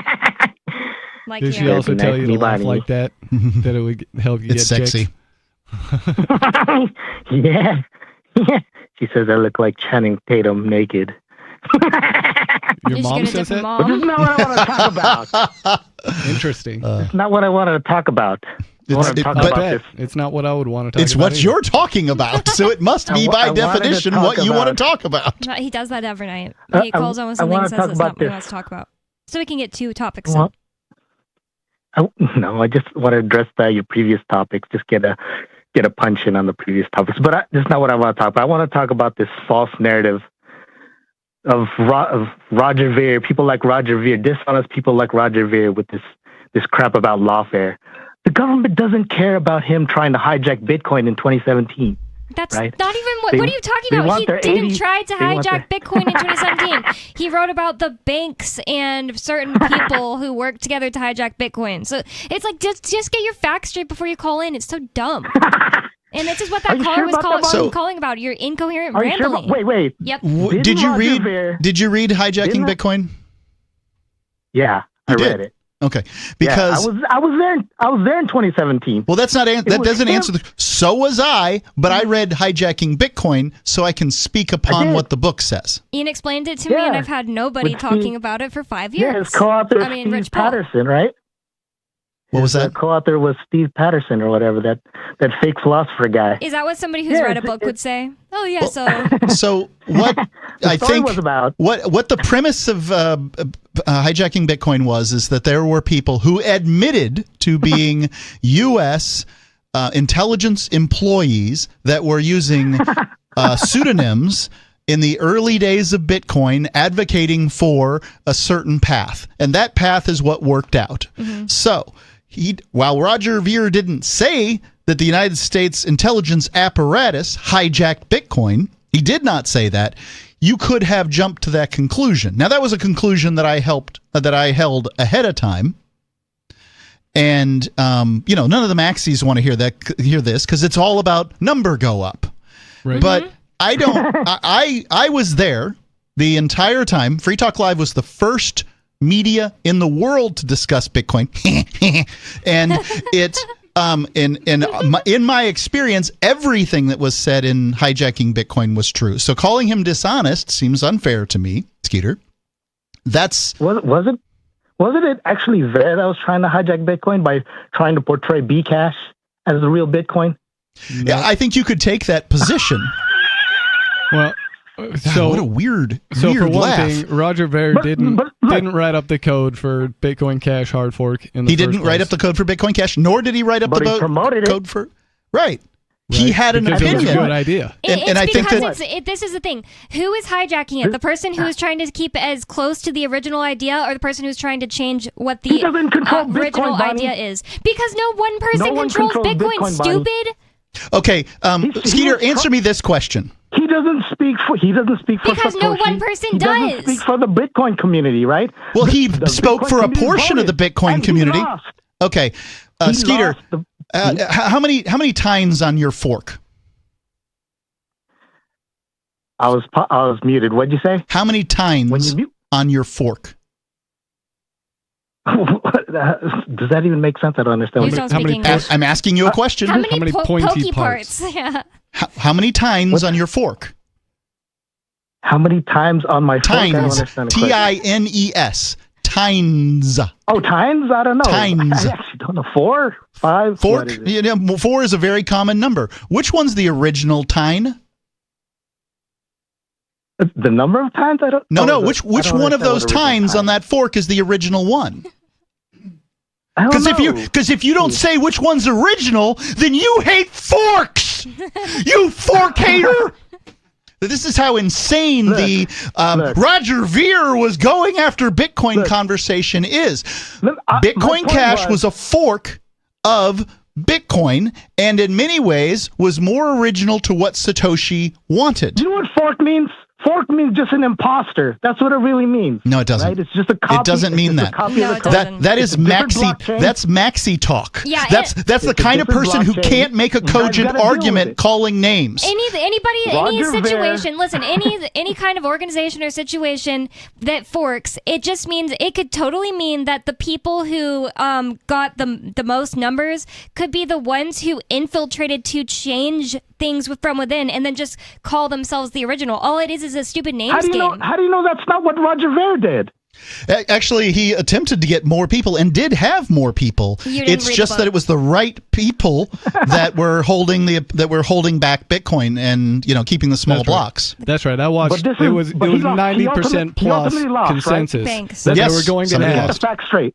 They were going to add SegWit, and they were going to double the block size, and this was the consensus, 90% plus, all the way leading up to about 2 weeks before the hard fork, and then Blockstream went weird, and all the numbers went weird, and then you got this hard fork because one side of this failed to hold up to do what they said they were going to do in the first place. It's so stupid to think the majority actually makes right. Like that, if we got the most people to agree with us that the sky is orange, so the sky's orange, and not during a sunset. That's the way Satoshi designed it, wasn't it?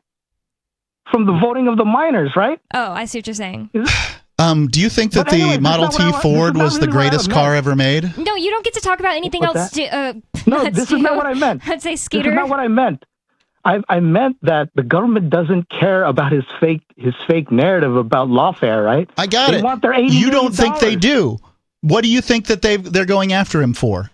The $80 million that's owed to them, that he evaded, the taxes that he evaded. If you've read anything, you big fat liar, you have not. You've only read the indictment that he's had. You haven't read anything that he's said.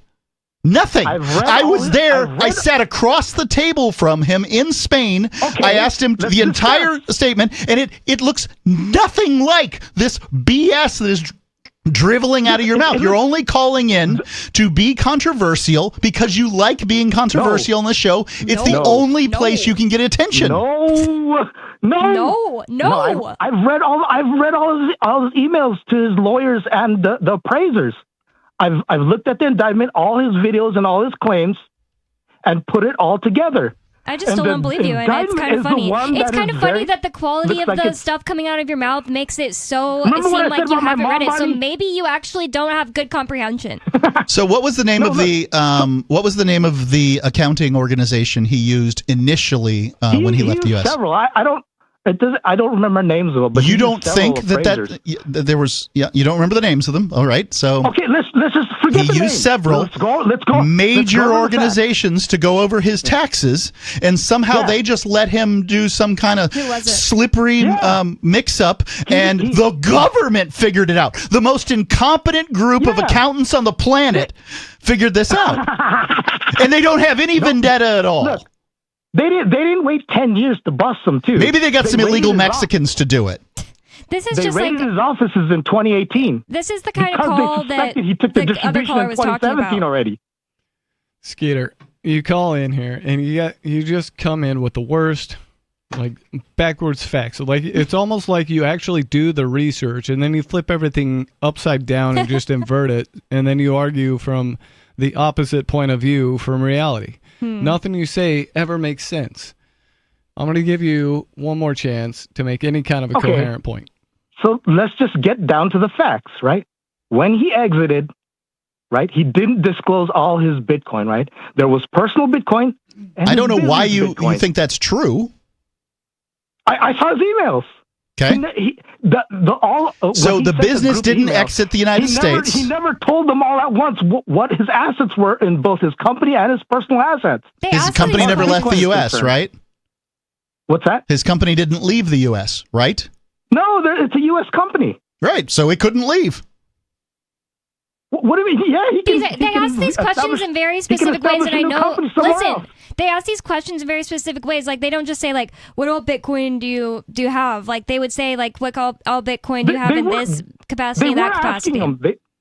The lawyers were asking him. They were urging him at first to value the Bitcoin at the current market value of $800. Then he started asking about, he started questioning the liquidity and the price relative to the liquidity with the appraisers and stuff. But he didn't tell any of them, like, what assets he had in his company. One of them, I forgot if it was one of the lawyers or appraiser, noticed that he had Bitcoin in his U.S. companies held on the balance sheet at a very low cost, right? I think why would that matter if he wasn't trying to take his company out of the United States anyways? He was just trying to leave himself, right? No, okay, so that's actually a good defense. He could actually probably argue that he was just deferring the gains until he took possession. But guess what? He took possession of it in 2017, and he sold it probably to try to crash Bitcoin and in favor of Bcash. Does that bother you? I don't even think that would work. Me. Then you've got an axe to grind. Yep. I also don't think, like, what if you crash Bitcoin? Do you really think, like, such a new thing called Bitcoin Cash would just start to thrive? I really don't think so. Matter. That's a stupid. You're making something a guess. You're saying I bet he did this, and I'm telling you faulty logic that would be more when you don't. No, I'm not gonna forget it. Stop saying stuff and tell me to forget it. It sounds stupid. It is just speculation. And but even if he did, it sounds like we need to have Roger on the show to talk about this. Thanks for the call. Thanks for the call, Skeeter. You can try again on another night. We're gonna go to another call now. Unscreened caller, you're on the air. What's on your mind? Hi, this is Paul. And hey, Mark, it's great to hear you again. Thanks, Paul. Good to hear you. So, yeah. Tell Athena I said hi. We'll do that. She'll do that. Anyway, yeah, I thought I'd throw a little bit of sanity in the show. Thank you. Yeah, I think Roger Ver is definitely a victim of lawfare. And besides, if you really read the tax code, as per more than one expert, I can think of two websites right off the top of my head. Freedomlawschool.com, a guy named Payman Mottahedeh, will teach you that the income tax does not apply to 90% of the population. And a much more comprehensive book is something called Income Tax Shattering the Myths by a guy named Dave Champion. And his website is drreality.com. And I'm not getting any kind of compensation for this promotion. I just think that people need to know the truth. Yep. I don't know that Roger's facing an income tax issue. He might be facing an exit tax issue, which is still enforced by the IRS. But, yeah, we can hope Trump gets rid of them all. Yeah. Well, I would love for somebody to hand a copy of Dave Champion's book, Income Tax Shattering the Myths, to Trump. That would be freaking awesome. Yeah, sounds awesome. That'd be quite fascinating if you got a concept like that to resonate with Donald Trump. Well, does Bear Arms have his on the internet? I don't know, easy way to get to it. He wrote a short book that's just like you can read it on a Google Doc. Yeah, I don't know where to go to get it. Bear Arms. Yep. Maybe somebody wants to hand him a copy of Most Dangerous Superstition while they're at it. Yeah, that's another good one. But anyway, it's good to hear you guys. Yeah, I was concerned because the last, you're down to 2 nights a week, but one of the night, the MP3 wasn't posted for one of the nights last weekend. I'm going, hey, what? Are you guys okay? I canceled last week. Something weird happened, and I think we've got it handled. He's not referencing that. Last week on Saturday, I just didn't do the show because I had an emergency. And I didn't want to call people in super early. And unfortunately, now we're getting into the weeds. Basically, I canceled the show on Saturday.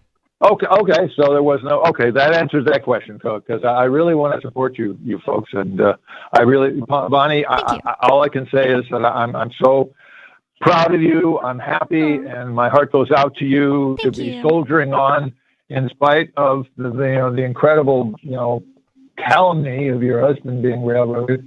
And I'm really hoping that, there's going to be more support for more pardons coming down the road. It was so nice to hear that Trump actually did what he said he was going to do. And freed Ross Ulbricht. Yeah, and freed it's Ross. Crazy. Yeah. I haven't got to talk about it on the show yet, but I was refreshing my computer for a whole 24 hours. I was waiting to see if it happened, and I was starting to kind of lose hope until somebody, I think it was Angela McArdle, said she's in contact with Trump's staff, and they have let her know that it's coming like that night or the next morning. And she says on Tom Wood's interview, if anybody wants to watch and get the most details about this situation of Ross Ulbricht being freed, go to the Tom Wood Show and watch his interview with Angela, and she talks about how it happened. It's like an adventure where a lady has to go meet with a crazy wizard to make a deal to save the prince.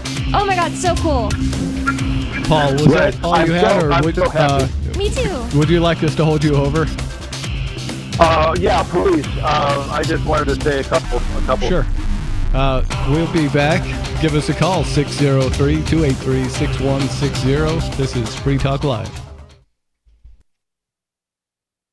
This hour of Free Talk Live is brought to you by Dash Digital Cash. Dash is the cryptocurrency designed to be used for spending. In addition to being one of the world's first cryptocurrencies, Dash was the first crypto project to have a decentralized autonomous organization that to this day continues to improve and promote Dash. Every month, 10% of the mining rewards go into a treasury. Anyone with one Dash to spend can put forward a proposal to the Dash masternodes. The masternodes vet the proposals and decide which ones move forward and are funded by that treasury. Nowadays, DAOs are plentiful, but Dash paved the way by doing it first, nearly a decade ago. Dash is one of the oldest cryptocurrencies and is widely available on exchanges, including the decentralized Maya protocol, and in multi-crypto wallets. It's easy to get and use Dash. Start by learning more at dash.org. Thanks to the Dash DAO for sending us 32 Dash per month to promote Dash on the air. Visit dash.org to learn about Dash. Dash.org.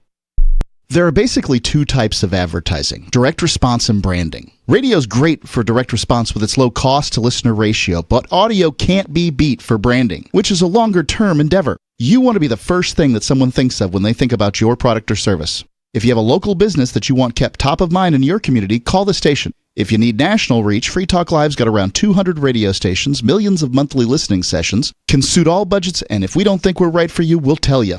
Email me, mark@freetalklive.com.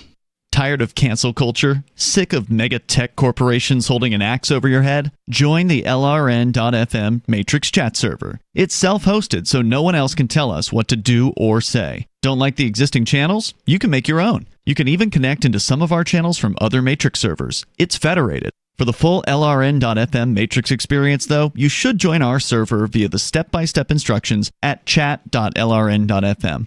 chat.lrn.fm.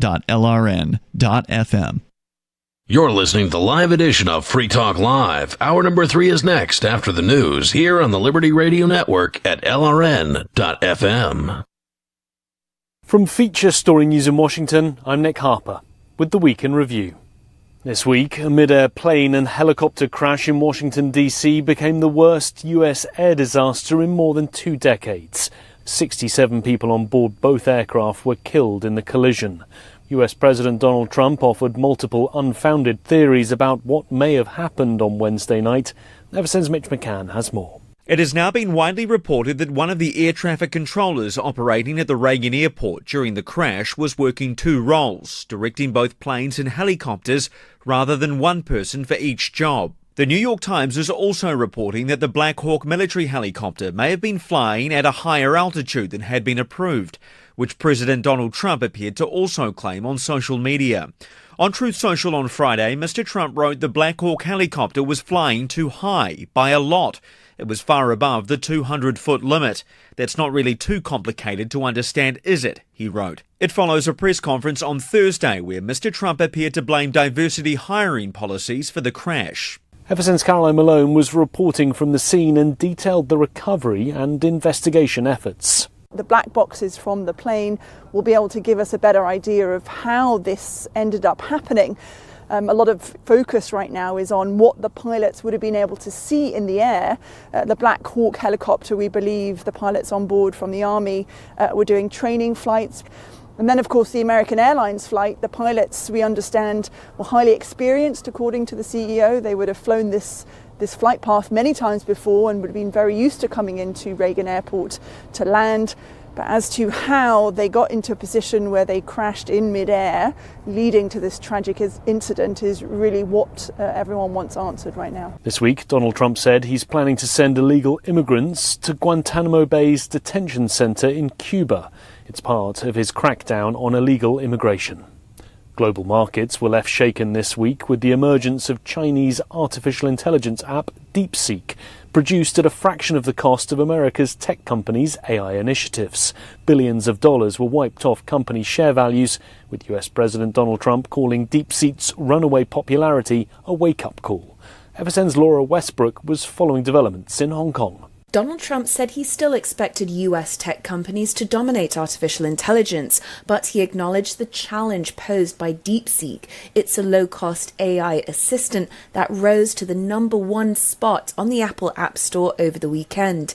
DeepSeek is causing a panic within US tech companies and in the stock market because it has performed well in tests, and it's the latest in a series of Chinese apps to surge in popularity in the United States in recent weeks. Americans embraced Chinese apps called Red Note and Lemonade as alternatives to TikTok when TikTok was on the verge of being banned temporarily in the United States for its links to China. Laura Westbrook, Hong Kong. More than 30 people died this week in a stampede at the Maha Kumbh festival in the north of India. The once every 12-year festival usually sees around 400 million people attend. From bureaus worldwide, this is FSN. With FSN Spotlight, I'm Simon Marks. Today, the reaction of an aviation professional to Donald Trump's suggestion that hiring practices focused on diversity, equity and inclusivity at the US Federal Aviation Administration may have contributed to air traffic control errors that may have contributed to the fatal air accident in Washington on Wednesday night. The president was speaking even as the recovery operation was still underway and before the investigation into the mid-air collision had begun. Terry Towser is a former airline pilot and author of the book Confessions of an Airline Pilot, Why Planes Crash. Does he think DEI is part of the problem? It's just not only disgustingly inappropriate, but I mean, it is stupid.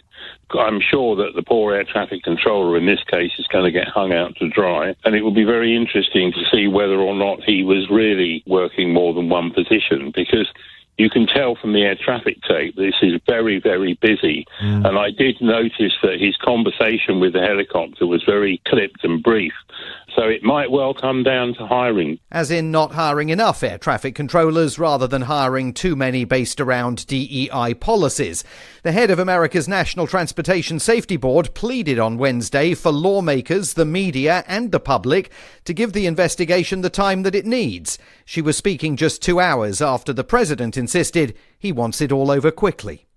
With FSN Spotlight, I'm Simon Marks. And that was the Week in Review. That's Feature Story News. Nick Harper reporting. From Betty Davis's first role as a piece of chocolate cake in the 1931 film Palmy Days to the discovery of Niagara Falls in 1996, The Onion looks back at this week in history. On May 16, 1929, the first Academy Awards were handed out in categories such as Greatest Achievement in Blackface, Best Catholic Whipping Scene, and Most Gorgeous Gams on a Broad. The highlight of the night occurred when Wings won the award for Best Picture without a single Dago, Tar Baby, or Wetback. And on May 15, 1940, the first McDonald's opened in San Bernardino, California, back when a young Grimace was just working as a cashier. And that was what happened this week in history. As Martin Luther King Jr. once said, history is actually pretty racist. This is the Onion News Network. Don't miss a moment of Free Talk Live. Get our archives daily via our podcast at feeds.freetalklive.com.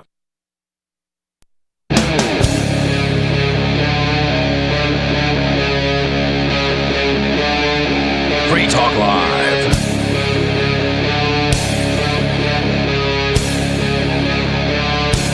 This is Free Talk Live.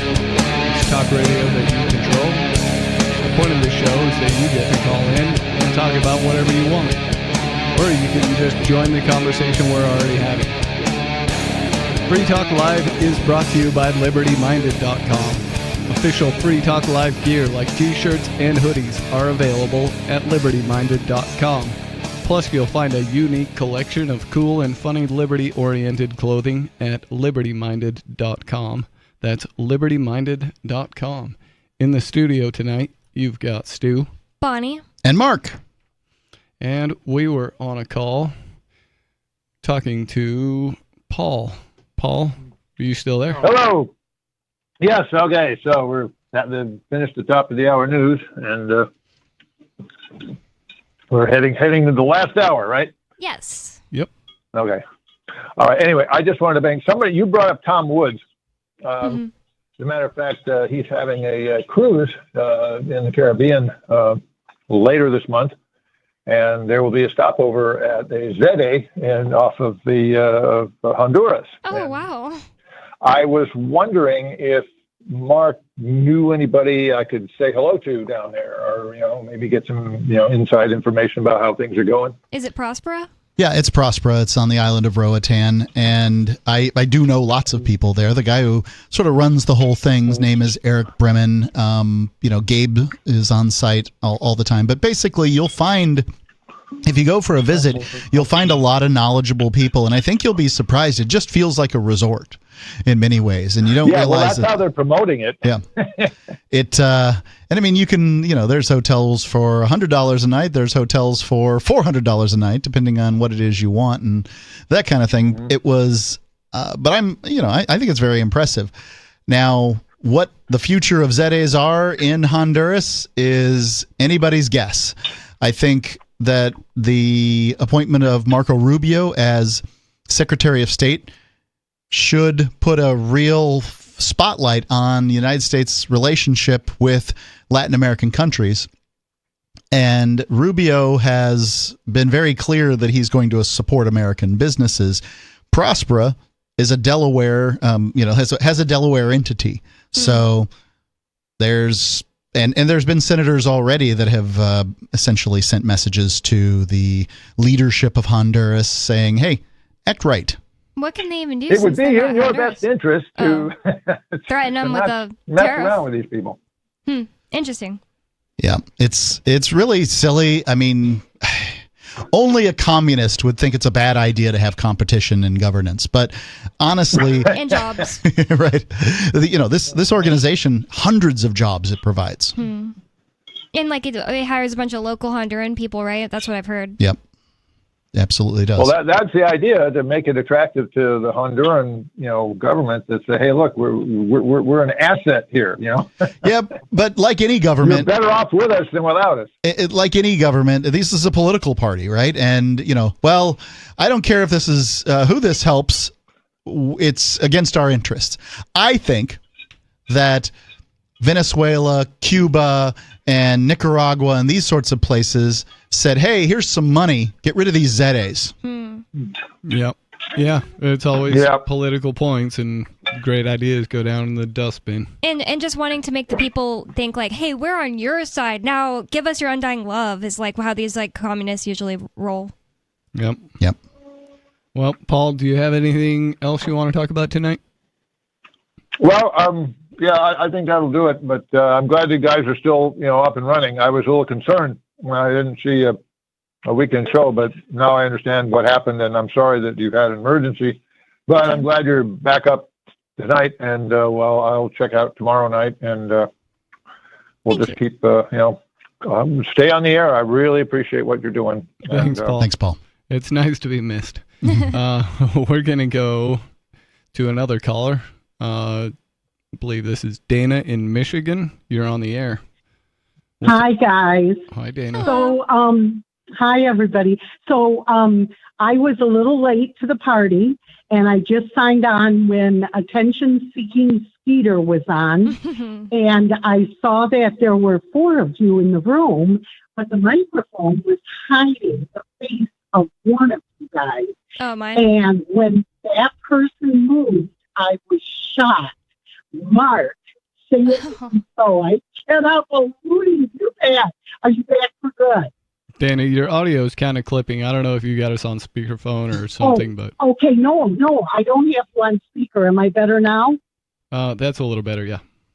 Okay, how about now? Yep. Sounds good. She asked you, Mark, are you here to stay? Yeah, am I here for good? I am a resident of Hudson, New Hampshire, and I intend to make it back here regularly to do the show. It's nice that it's on the weekend because that's a little easier for me to do than most times. I will endeavor to be here as often as possible.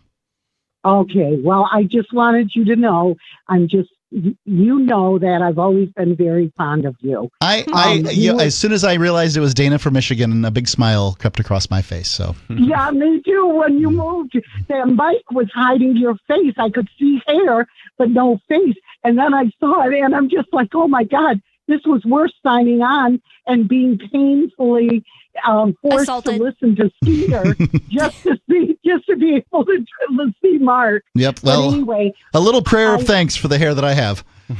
Okay. Well, You're anyway, not Bonnie, missing hair. I'm not. You answered Paul in the last call because I was one of them that also called in last Saturday, and there was no show, and I thought something was wrong.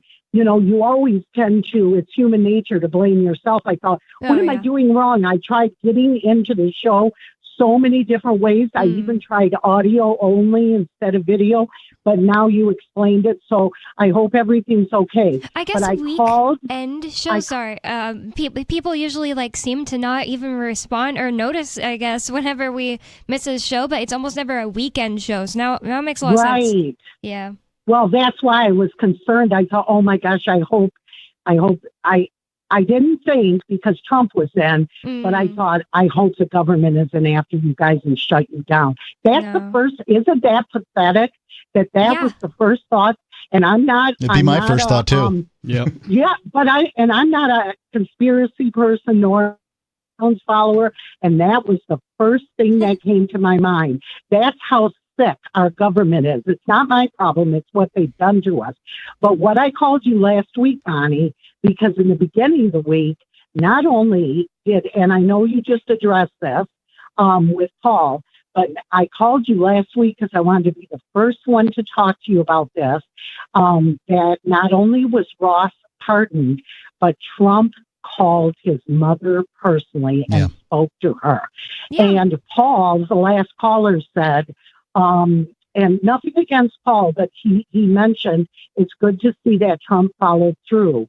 Well, here's the thing. Trump followed through on a lot of his promises in the first 4 years, but he did a lot, but nobody knew because the socialist and the communist, aka Democrat Party, had everybody so busy with lies that people just tuned out and they missed so much of what he did. So I called last Saturday to talk to you, Bonnie, and I want to personally thank, and I've told you guys, I'm part of a bit libertarian and a whole lot of conservative. I want to thank all the libertarians and the independents, not just the black males and the Hispanic males and some of those white suburban moms that came back around the second time after leaving in 2020. But I want to give a shout out. And when I say this is not just lip service. You know how they say, listen to what the other side is saying, because that's what they're doing. Whatever they're accusing us of, the libertarians, the independents, the conservatives, that's what they're doing. And they kept using the word, we're going to lose our democracy. We're going to lose our democracy. And we would have lost it. So all you libertarians out there, thank you, thank you, thank you. We would and have I had told you, price I told fixing. you, well, we wouldn't have had a country, Bonnie. It isn't even we'd have about no free price fixing. speech. We would have lost free speech. You guys would have been gone. And I told you guys before, I've told Mark this, I am devout in my faith. I'm a firm believer. I'm not a holy roller. I don't ride a bike or go door to door. But I'm telling you guys, I prayed so hard. So now I'm going to give prayers of thanksgiving for the next 4 years for the libertarians. Thank you for doing your own research and not trusting what the Democrats were telling you. So thank you guys so very much. Yeah, Trump promised to free Ross, and he promised a House seat, or some kind of, not a House seat, excuse me, a cabinet seat of some sort to a libertarian. Now, Well, he didn't. He promised to free Ross no matter what. Yep. He promised to give the libertarians a seat in the cabinet if they endorsed him for president, and they didn't. No, I think we should check that, because as far as the endorsement goes, what he said to vote for him, right? So because all those people in the room, they really didn't have a ability to do anything one way or the other. I mean, I could vote, but I wasn't a delegate for any particular state. Yeah, and you were there. I rewatched the video though, and somebody made that point that I just made to me, and I was like, huh? I went back and watched, and I thought it was pretty clear that he said that if you endorse me as libertarian. So he asked for the endorsement, and I always thought it was kind of silly. Like, why would we want fewer people to choose from for president rather than more? But in this case, if I was the only person in charge of the LP, I would have been like, I'm going to go with that Trump, and everybody'd be mad at me.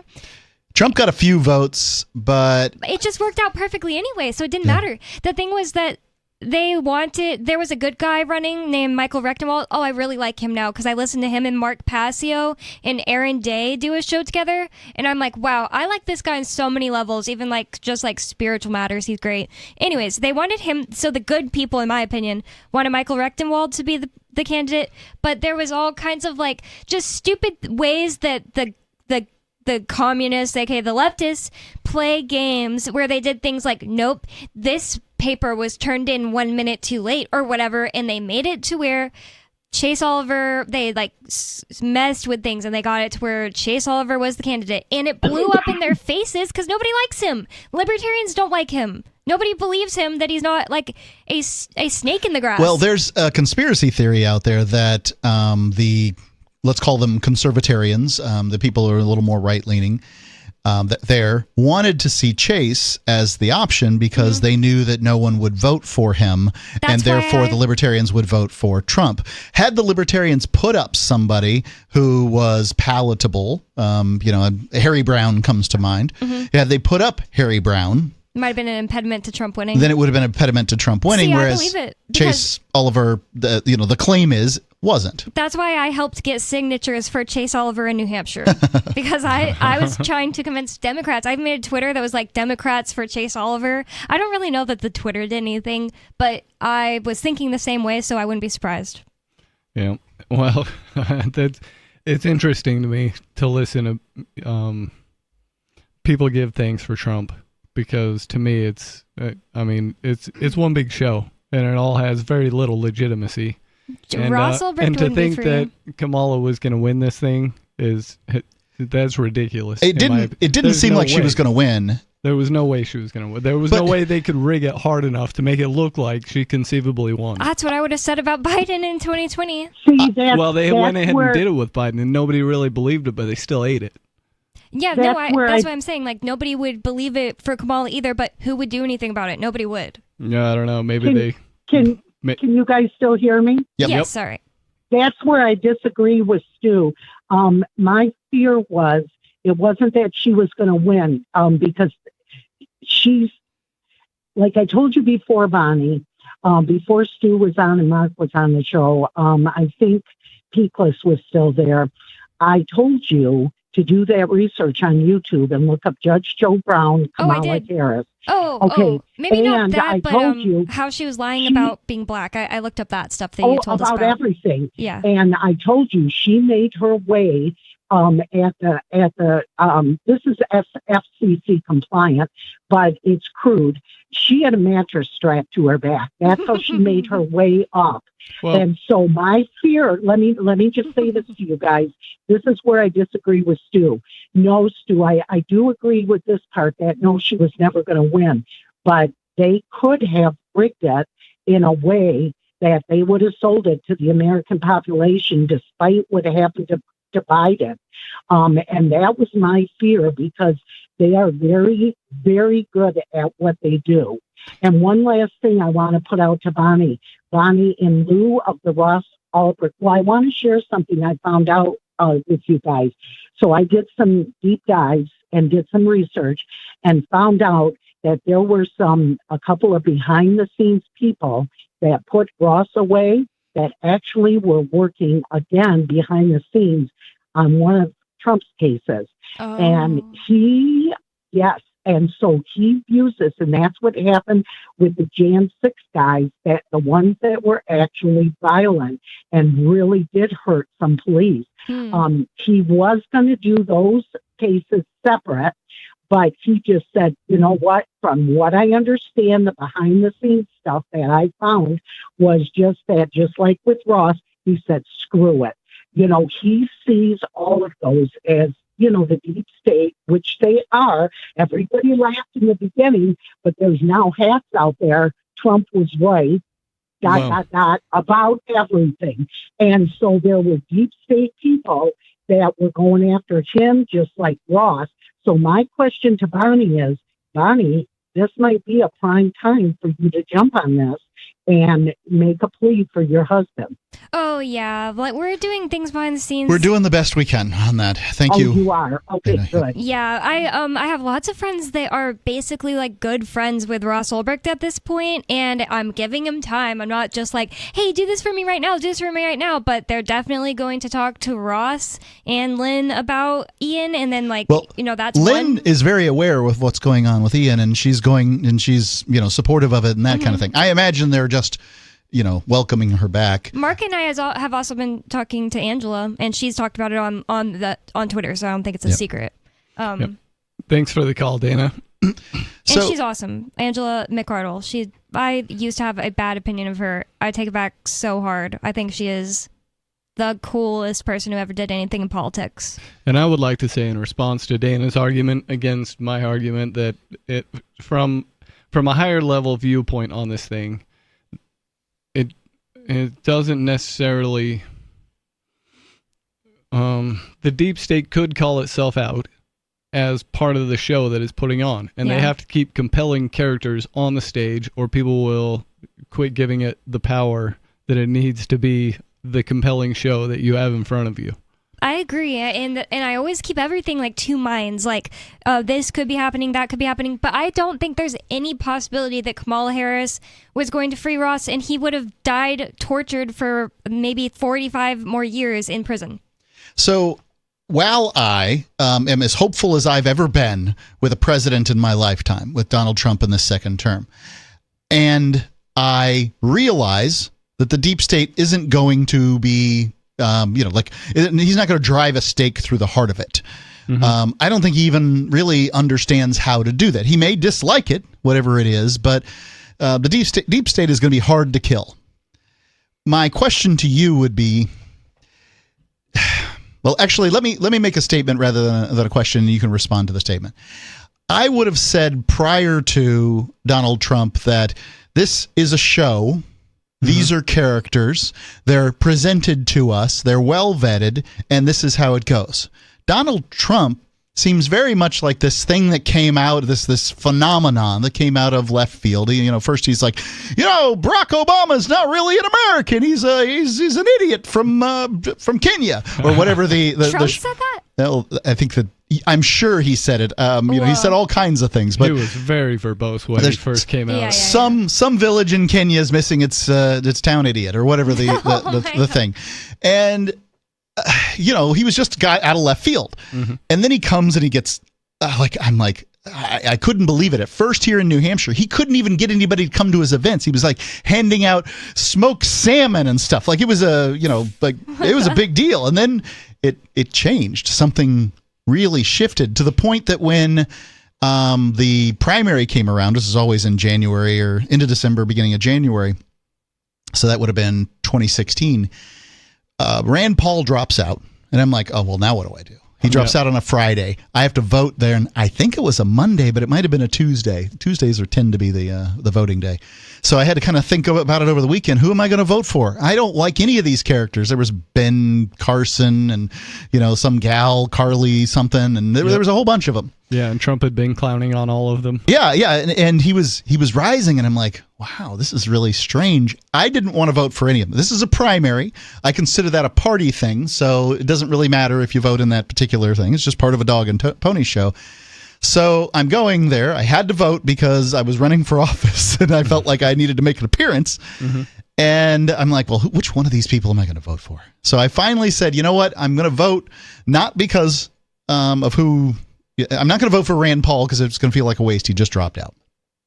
And so I'm going to put my chip where I think it's going, the person who's going to win. Not because I want them to win, but because it's just what I think. So I voted for Donald Trump.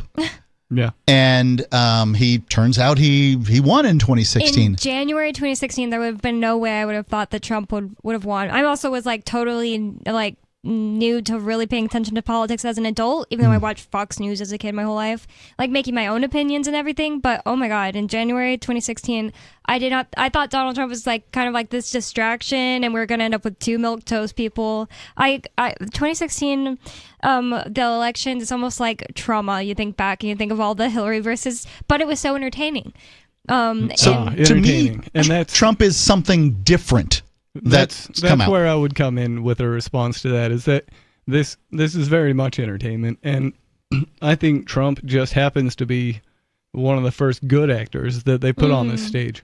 And, that's a good point. And as evidence to support my theory here. Yeah, I'd like some evidence, please. I've seen video of him at one of the, I don't know exactly what the meeting was, but it was full of, very important people by world standards, and he was in full regalia. I think he had some medals and stuff. I don't know how long ago. I don't know if any of it was Masonic, but it looked like some Masonic medals and whatever.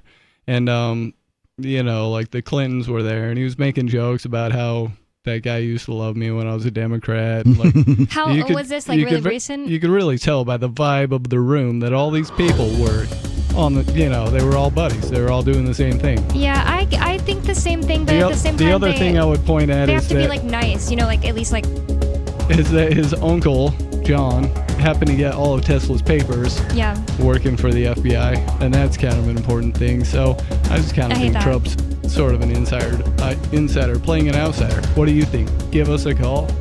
603-283-6160. This is Free Talk Live.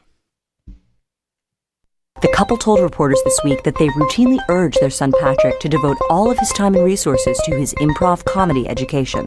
We keep telling Patrick again and again that if you don't buckle down and start learning basic concepts like yes and the Herald now, nobody is going to take you seriously later in life. He has to start thinking about this now. The parents explained that he should try to get as much out of his improv training as possible by attending improv jams, forming a few indie teams, and doing as much bar prov as possible to keep himself warm for those upcoming Herald auditions. The fact is, if Patrick were on stage with his fellow improvisers, and one of them were to play, say, a supervillain who's afraid of mice, Patrick wouldn't even be able to identify the game in that scene, let alone respond in a supportive way. I gotta say, I had this internship at a law firm, but I quit to do a character workshop and a musical elective. I think this is really gonna pay off for me in the long run. This is the Onion News Network. From Feature Story News in London, I'm Ollie Barrett. US officials investigating the mid-air collision of a passenger plane and military helicopter in Washington, D.C. have recovered the plane's 2 black boxes. All 67 people on board the 2 aircraft are presumed dead following the fatal crash on Wednesday.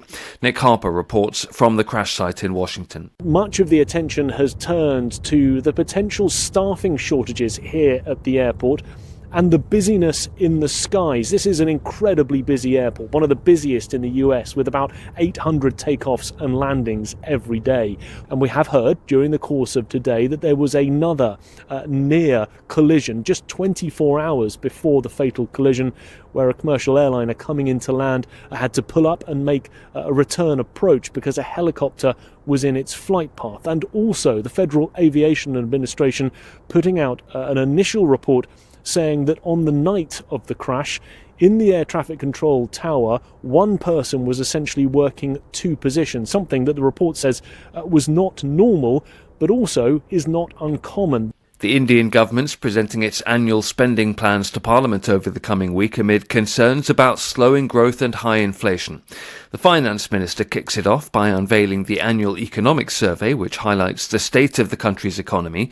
Ishan Garg reports from New Delhi. The Indian middle class is expecting a relief in personal income tax rates as savings dwindle due to inflation. The spending plan is also expected to include measures to drive growth. Analysts say spending big on infrastructure will be crucial, especially as the country's GDP growth is estimated to have slowed down to 6.4% in the 2024 to 2025 financial year as compared to 8.2% in the year before. It will also be crucial to see how the government navigates spending as economists are urging officials to reduce fiscal deficit. Ishan Garg, New Delhi. It's exactly 5 years since the UK left the European Union. The Brexit anniversary is passing with little fanfare from the government, which hopes to boost ties with the EU. Ministers have ruled out, though, re-entering either the customs union or the single market. Violence against women and girls is a significant and growing problem in the UK, according to a new report.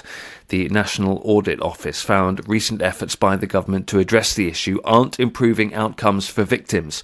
Caroline Harper from the National Audit Office says there's urgent work to be done. The Home Office, as the lead department in this area, struggled to get other government departments on board. Secondly, there hadn't been a sufficient focus on prevention. Supporting victims is really, really important, but it would be much better if they didn't become victims in the first place. And thirdly, despite promises to do so since 2010, there isn't a really good evidence base of what works in helping to reduce violence against women and girls. From bureaus worldwide, this is FSN. We're still not sure why you'd want to watch, but our video feed is streaming nightly for free at cam.freetalklive.com.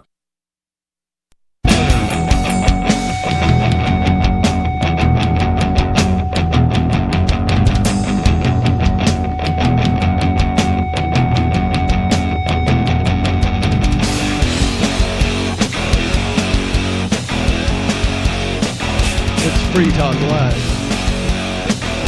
Free Talk Live is talk radio that you can control. Just give us a call here in the studio. Phone number is 603-283-6160. 283-6160. Are you tired of the oppressive rules and moderation of the big tech social media sites? Our Mastodon server at social.freetalklive.com can set you free. Mastodon is free, open source, decentralized, and federated. Multiple apps are available for iOS, Android, Windows, Mac, and Linux. social.freetalklive.com. You would never guess how many nights Ian and I argued way back in the day about whether or not to include the word that in our byline. Talk radio you control versus talk radio that you control. You guys settled on know that. Is that correct?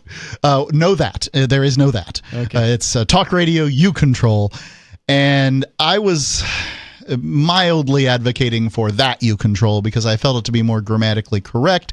However, I talked to the editor of a magazine I worked for, and she said, always remove the that if you can.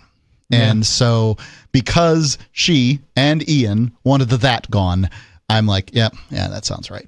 Wow. So it's talk radio you control. Yep, but nobody cares that we talked about that for so long.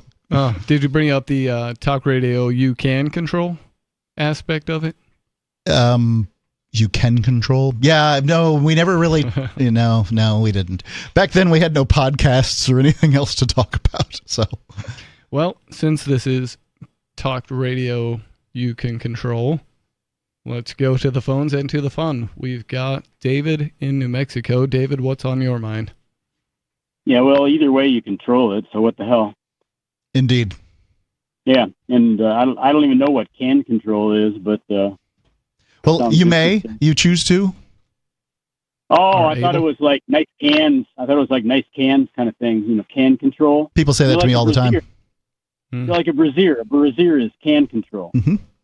I didn't... Yeah. This is like news to me. I think that you're the only one that's ever called boobs cans. Oh, no, it's definitely an old guy thing. I thought it was a butt. Like, nice cans. Nice can is a butt. It's both. It's both, Bonnie. Let's not be discriminatory here. It is both. All right, that's all I was asking. One can is a butt.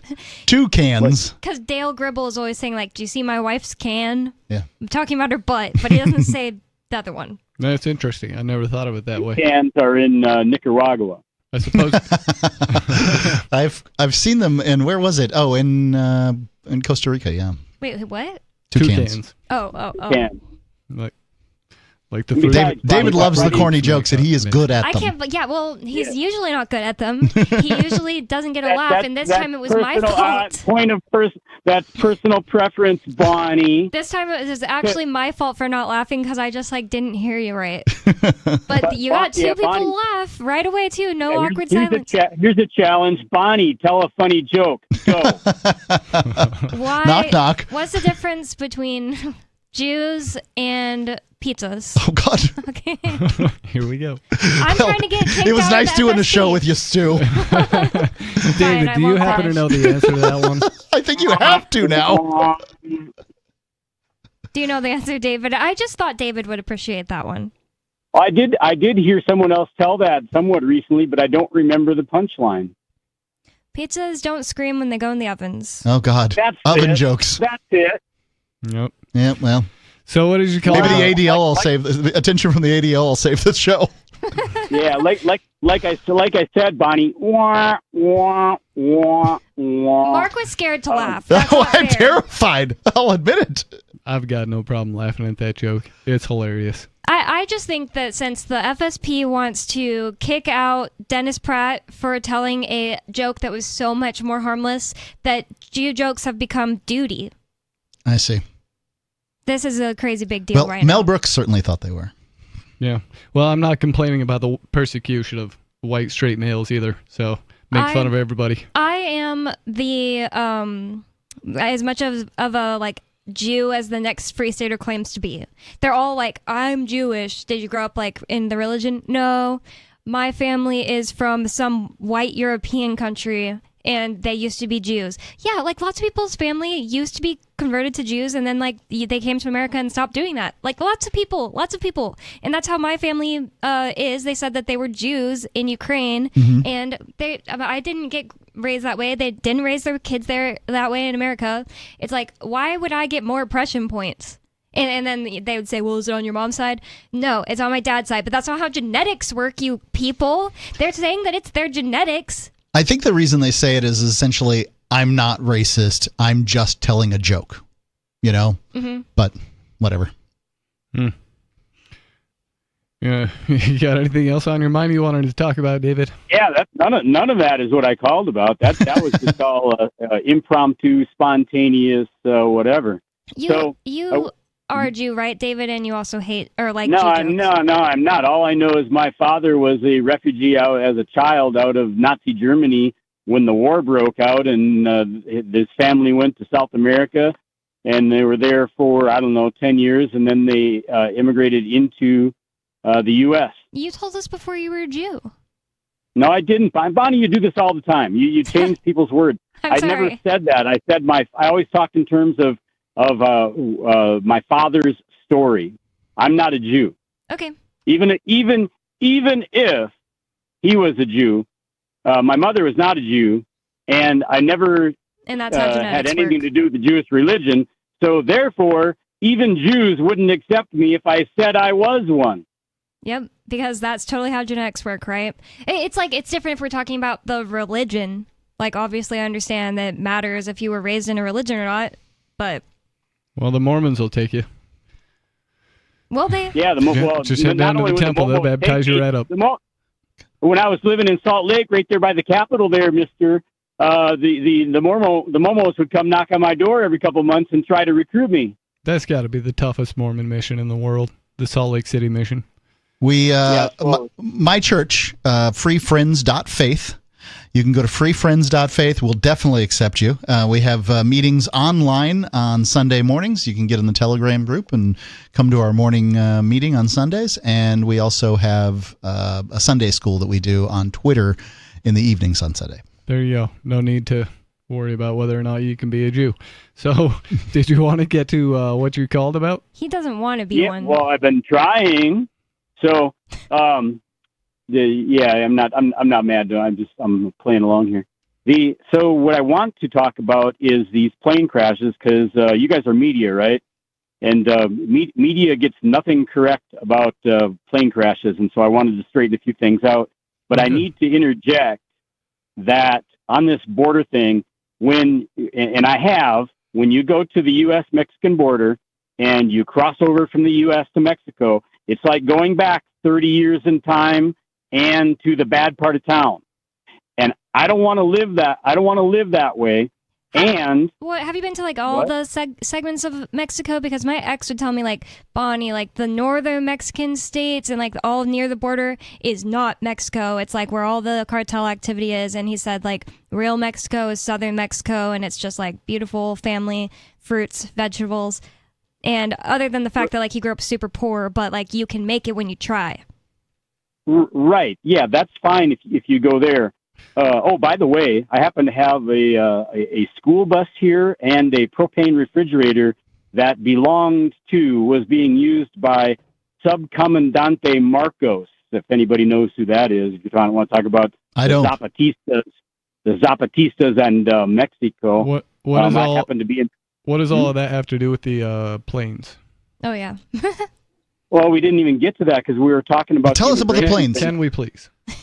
Well, no, I want to finish saying what I was saying before Bonnie interrupted me. I didn't. I made a point that like you called all of Mexico like the bad side of town. I don't think that's true. No, I didn't, Bonnie. No, I didn't, Bonnie. It may or may not be true. I'm interested in the plane topic, nobody though. even needs to comment on it, and then I'll be done. And then I'll be done saying it. Okay, well, go ahead. It's kind of annoying, honestly, at this point when you just like go. I'm not interrupting when I make a point. Bonnie? We're having a conversation. It's not a monologue. Who is not annoying, Bonnie? I'm not annoying. Okay. So, very good. Okay, so I'm glad we established that. So in America here, I had hand-me-down firearms. They're all wooden guns, not modern black guns. They're all 60, 80, 100-year-old guns, a bunch of them. They were handed down to me from my family. They meant more as heirlooms than they did as firearms. Some illegals, because I know who they are, burglarized my home and stole all of them and cut the barrels off some so they could be pistols, etc. Okay, then I was just a couple of years ago, I went down for a nice, relaxing Labor Day afternoon on the Rio Grande. I went and got my back wet in the Rio Grande here in New Mexico because it was a hot day on Labor Day. And I came back to my truck, and illegals had stolen the battery out of my truck. Yes, they were illegals. I saw them. Okay, and then I'm here in the middle of nowhere. What do they look like, illegals? Do they have signs that say illegal? Well, look, go on TV and watch all of the immigrants coming across the border. They look like that. And to finish up on that, I live here in nice, quiet nature, and I had illegals recently move in right next to me, and there are now 6 40-year-old free, trashed out, single-wide trailers touching my property that the Mexicans moved in there. 6 of them. Just tell Trump he'll deport them.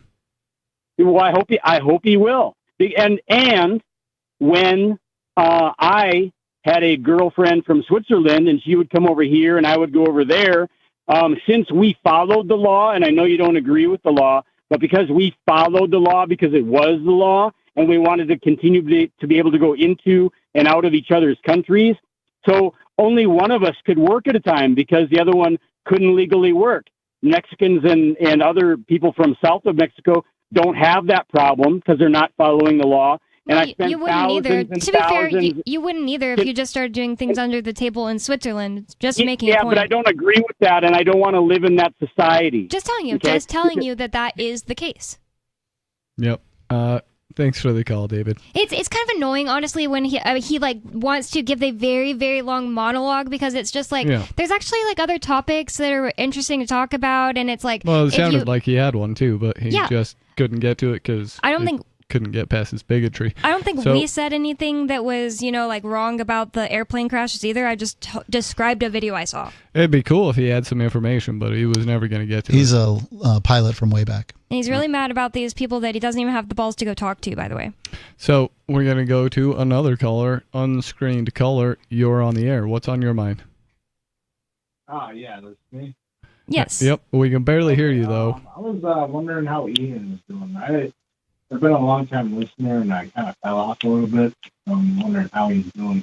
I think we could probably take the call without responding it because it sounds really, really bad. I'm sorry, but I can answer that. So how is Ian doing? Ian Freeman, the other founder of this program, besides myself, is currently doing an 8-year prison sentence in federal prison for selling Bitcoin because some bad people bought Bitcoin from him, and a jury would have believed anything, including he killed Elvis Presley if that had been an option. And I visit him twice a week. I didn't this week for the first time in like a whole entire year, and he is doing fine. A lot of the inmates tell him that he looks like he's like gaining muscle because he works out all the time. Good. And he is always smiling and happy when I see him. He does happen to have a cough right now, but it's like going away. It's really annoying. It's been like a 2-week long cough, but that's not probably the entertaining stuff to say about it. He's at a prison that is very easy. I think it's important and glorious to point this out because the bad people that bought cryptocurrency from Ian, who happen to be old and not even that old in some cases, like in their 60s, that's not that old. Some of my best friends are in their 60s and I'm 28. Anyways, there's not like they're decrepit and we can't even like agree on anything, anyways.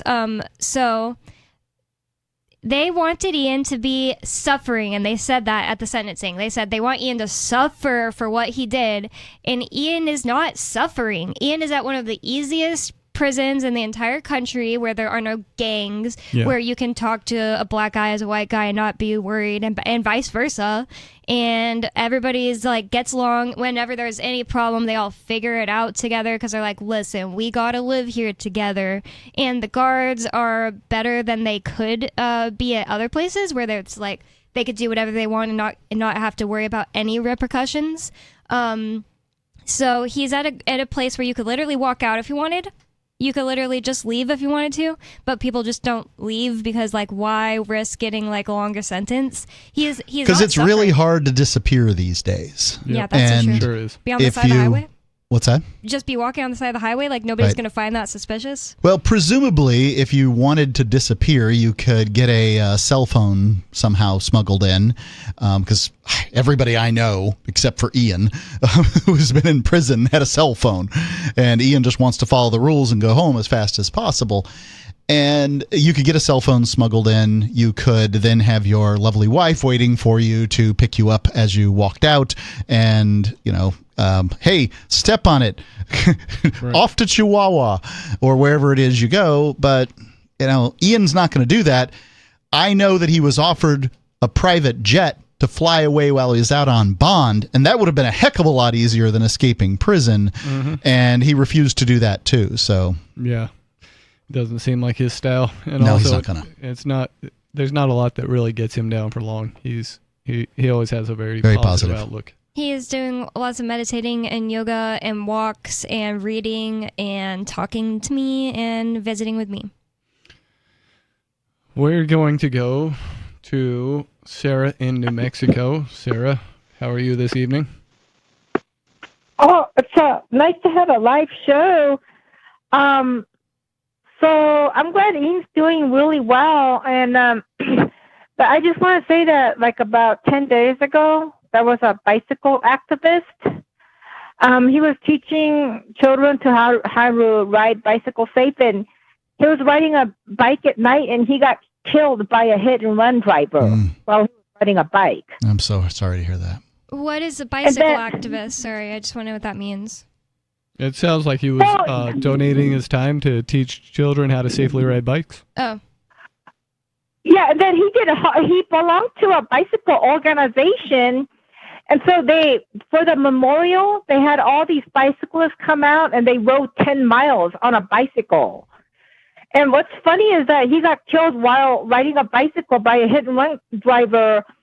And I'm just like, this is so New Mexico. It's like, it's really pathetic, So the bicycle activists are the reason we have bike lanes, that they even exist. And of course, they're not everywhere by any stretch of the imagination. There's plenty of places in the world where there's far more bike lanes than there are in the U.S. It's tough, but it's kind of what they have set themselves up for, right? Like, I'm not saying they deserve it. I'm saying that they're fighting against the reality of 3,000-pound death machines. That's right. And they're fighting for their moral right to be on the road, and they've got it. Yeah. Right? They've always had that. Yep. But they don't have the physics right to be on the road, right? Same with motorcycles. They act like they're indestructible. Yeah, that area is dominated by high-speed, large pieces of steel. Yeah. And it's not a smart place to ride your bike or walk. Well, part of his legacy is he has a bicycle shop or something that he made with Esperanza Bicycle Shop. I don't know if they help people repair fixed bicycle or they give free bicycles to children, but that was part of his legacy. This Esperanza Bike Shop they showed, he helped establish that. And I just think that this is so tragic that he devoted his life to bicycle safety. And, he got killed while riding his bike. I mean, but you're right.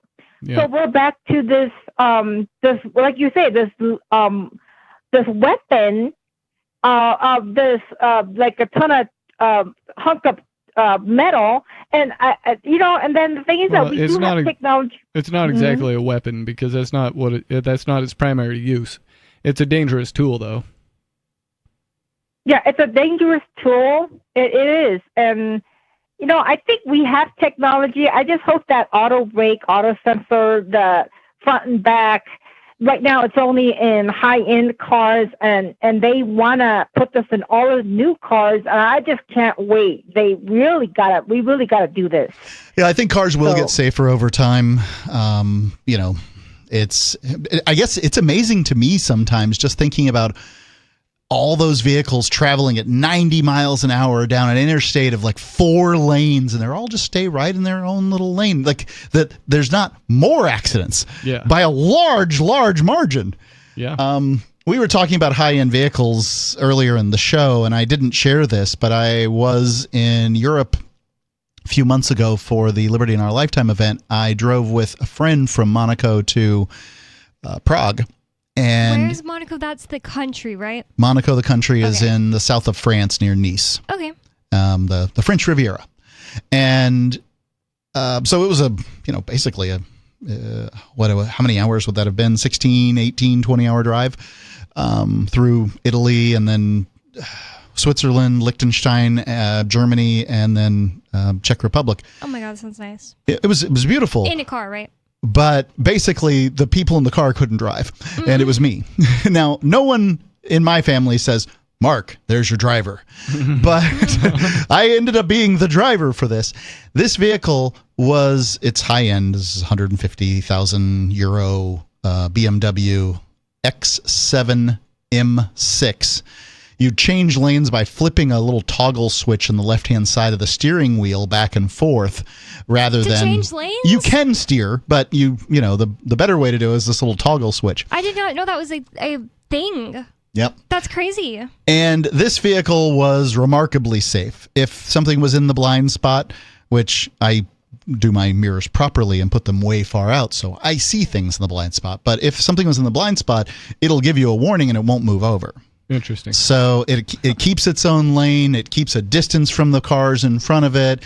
It's a very remarkably safe vehicle. Now, nothing's safe going 100 miles an hour or whatever the 100 and something 60 kilometers an hour on the German Autobahn. But did you drive on it? Yeah. With that? Yeah. And you were going that fast? I just wanted to see what that was like. Oh my God. Oh yeah, I wouldn't have been able to help myself either. Yeah, I would have been pushing that. Just want to be able to say I did it. That's crazy. And I've never driven a car that was so high end like this. I mean, I was just incredible. If you want to hear another ostentatious story, and I do have one, I was traveling with somebody, and she stayed in Monaco to watch this person's kids. She'd rather go to watch kid than go to this libertarian event. And he tossed her the keys to the Ferrari and said, "You'll take him wherever he wants to go." And so horseback riding, she had quite the vacation, doing that. So anyway, the Ferrari kind of was smelled like fuel and had some scratches on it or whatever, but that was their loaner car, was the Ferrari. Oh jeez. Yeah. So when you went through like Monaco to Prague, was every country like right side of the lane, or were you like back and forth there? No, it's only England and a few select bass-backwards places that have the left-hand side. Oh, okay. By the way, if Trump wants to do some deal-making, I think that should be on the table along with the metric system and that whole ground floor thing they do in Europe. So in many European countries, there's a ground floor, and then above the ground floor is the first floor. Yeah. Mm-hmm. This has to go. Oh, wait. I thought you were saying you want America to take metric. I do not want that to happen. I do want America to take metric, absolutely, of the opinion that it's ridiculous to, what temperature does water freeze at? What does it boil at? And, these things are crazy. Yeah, that's actually a very large cost for no real logical reason. I want everybody else to change. How many I'd be okay knuckles in a shoe? If the rest of the world took on the American imperial system, I'd like that just as well. Yeah. I do like the homogeny thing of it, but 5,280 feet, ridiculous. I remember it just fine. 1 mile. This has been Free Talk Live. You can catch us tomorrow night. Give us a call. The phone number to the studio is 603-283-6160. This has been Free Talk Live.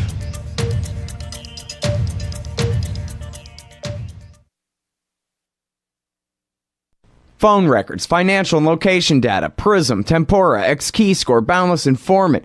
Hey, y'all, Scott Horton here for offnow.org. Now, here's the deal. Due to the Snowden revelations, we have a great opportunity for a short period of time to get some real rollback of the national surveillance state. Now, they're already trying to tire us by introducing fake reforms in the Congress. And the courts, they betrayed their sworn oaths to the Constitution and Bill of Rights again and again, and can in no way be trusted to stop the abuses for us. We've got to do it ourselves.